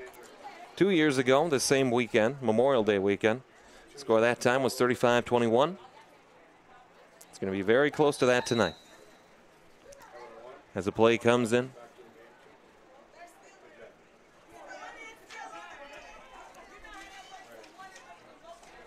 As Evans, the quarterback out of the shotgun, has Cooper and Nelson in the backfield. Ball spotted at the 2 on the 2-point conversion. Evans gets the snap, hands up to Nelson. She'll push the pile forward. I don't think she got there. She got to the 1 as the try is unsuccessful. And with that, the score reads 31-14 St. Louis with 9 seconds remaining. You know, one thing Minnesota can come out of here with is they were able to score. In fact, they put up more points against St. Louis than any other team has done so far this season. So they were able to come down here. They found the end zone multiple times, so it's not like, you know, any field goals or anything like that. They went for the two-point conversion the first time. They were successful on that. Second time here, they didn't quite, you know, fell a couple inches short of punching that in. So Minnesota can look at this, and if we have to travel back down here in 4 weeks, we know what we're going to need to do. The other thing I would say, too, Brian, is looking at it is that the Vixen had sustained drives of 8, 9, 10 plays that, again, they just were not able to capitalize by putting the ball in the end zone. Right. And along with that, too, not only was Minnesota able to sustain their drives, they were also able to hold St. Louis to 3-and-outs multiple times throughout the game and force punts. So the Vixen will be on to, looks like they'll attempt the onside kick again, I believe. At least that's how the Slam are set up to receive it. As the kick goes high into the backfield. Gall back to get there, and falling down there is Price. So she'll follow the 32-yard line. Clock winds and stops at 7 seconds. So there'll be a chance for the Slam to take a knee. St. Louis, they will be at Cincinnati next week before finishing out their regular season here at home against Columbus. And I expect victory formation here from St. Louis.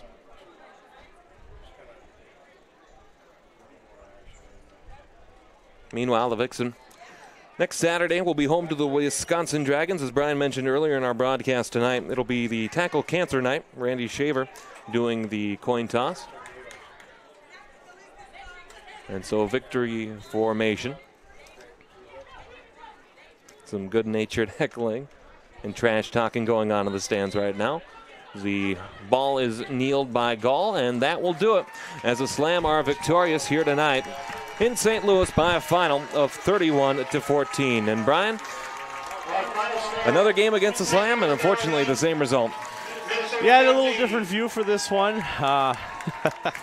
Definitely a little more humid, a little more hot. You know, while they're on their way out the door, though, I do want to thank the timekeeper for St. Louis, the public address announcer for St. Louis, and the other people that were up here in the box for us, because a lot of times we have spotters that help us to see things on the field, and we unfortunately didn't have that luxury with us tonight.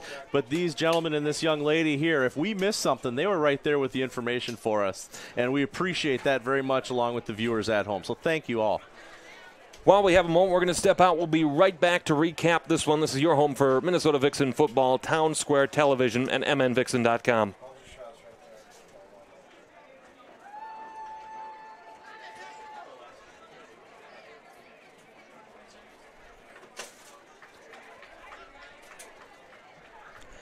Well, welcome back, everybody. Again, the St. Louis Slam victorious by the score of 31-14 here from St. Louis. Again, the Slam improved to 6-0, and the Minnesota Vixen fall to a score of 5-1. Let's talk briefly about how this game broke down. The Vixen got the ball first. 6-play drive resulted in a turnover on downs. Then the Slam, with that short field, were able to take that and immediately score on the Nightsling touchdown reception. This would not be the last time that we called her name tonight, as she was very active. A Minnesota punt on the next drive, then a St. Louis fumble gave the Vixen some good field position. Unfortunately, they stalled out right at about the 40-yard line and had to punt that football again. On that punt, Nightsling, a 92-yard punt return touchdown, extended the lead to 14-0. Then a Minnesota punt, a St. Louis drive ended with an interception by Connor Joe Lewis. Then Minnesota took that drive and they had to punt. St. Louis had to punt again. Minnesota punt, punt, punt, punt, punt. And that ended the play in the first half. To start the second half, St. Louis, a 57-yard reception for a touchdown again by Kaylee Nightsling. It gave the Slam the 21-0 lead. Then the Vixen on their next drive turned it over on downs, followed by another series of punts by each side. Then St. Louis with a 27-yard field goal by Nightsling, as she accounted for 24 of the first. As we hear the announcement here. Then another turnover on downs, a punt, a 35-yard touchdown from Emily Evans to Kaya Segula, getting the Vixen on the scoreboard. Then on the next St. Louis drive, the end-around 36-yard touchdown rush by Danielle Price. And on the last drive of the game, the last drive that mattered, a 1-yard rushing touchdown by number 34, Tank Nelson, to make it 14-0. Or not 14-0, rather. Excuse me, I got distracted. 31-14, the Vixen fall tonight. Yeah, you know, Emily Evans had a great night. I mean, her numbers in the second half were 6 for 19. She was 11 for 32, you know, throughout the entire game. She had no interceptions. I think what hurt the Emily Evans the most tonight was actually those moments when the snap didn't quite reach her hand as they should. You take away, I think it was 4 times that happened. If you were able to put that ball into her hand and allow her to release that ball, we could have had another first down. We could have had another touchdown. You never know what's going to happen in those situations. And so the Vixen will regroup, head back home against Memorial Day weekend. If you've traveled with us, we want to thank you for traveling and supporting the Vixen on the road. Next week, they'll be home, as we've said before, to the Wisconsin Dragons, looking to go for the season sweep, 3-0 against them. And then their last regular season game will be at Iowa on June the 8th. And again, Brian, the more we look at it, the more likely it appears that the Vixen will be on the road, either back here in St. Louis or in Denver at Mile High, for those playoffs when they start up on the 15th. Well, if we were looking at the weather forecast alone, I guess personally I'd rather go to Denver in a couple of weeks than come back to here. I mean, don't get me wrong, St. Louis has got the barbecue. They've got the brewery, but this humidity is a little bit too much that I can handle. And I want to remind everyone that tonight's live broadcast of the Game of the Week is brought to you by Town Square Television and the Ritchie Media Group. You can follow the Vixen on Town Square Television this season on Comcast Channel 14, townsquare.tv, and also on Facebook Live. If you are watching us on Facebook Live, make sure you find that little button under your screen there that says donate, and help donate to keep these games live on the air. It takes a big production crew to get everybody down here to St. Louis for this game. It's going to take a big crew to get everybody down to Des Moines in a couple weeks. And then after that, we want to bring the playoffs to you as well. I mean, there's nothing more exciting than women's football, except for women's playoff football. Well, we want to thank everybody that came down here tonight for the Silver Fox, Tom Ritchie, and all the wonderful expertise that he has, for your son, Logan, for operating on the camera, and for Wolf for joining us as well. Thank you for joining us and making Vixen football possible. And, of course, for all of you, again, Sean Parker, Kelly Schultz will have the call for you next week. And for Brian Sweeney, I am Alex Westad. We want to thank you for attending and viewing tonight's game. The final score, 31-14, the Slam victorious over the Vixen. This is your home for Minnesota Vixen football, Town Square Television, and mnvixen.com.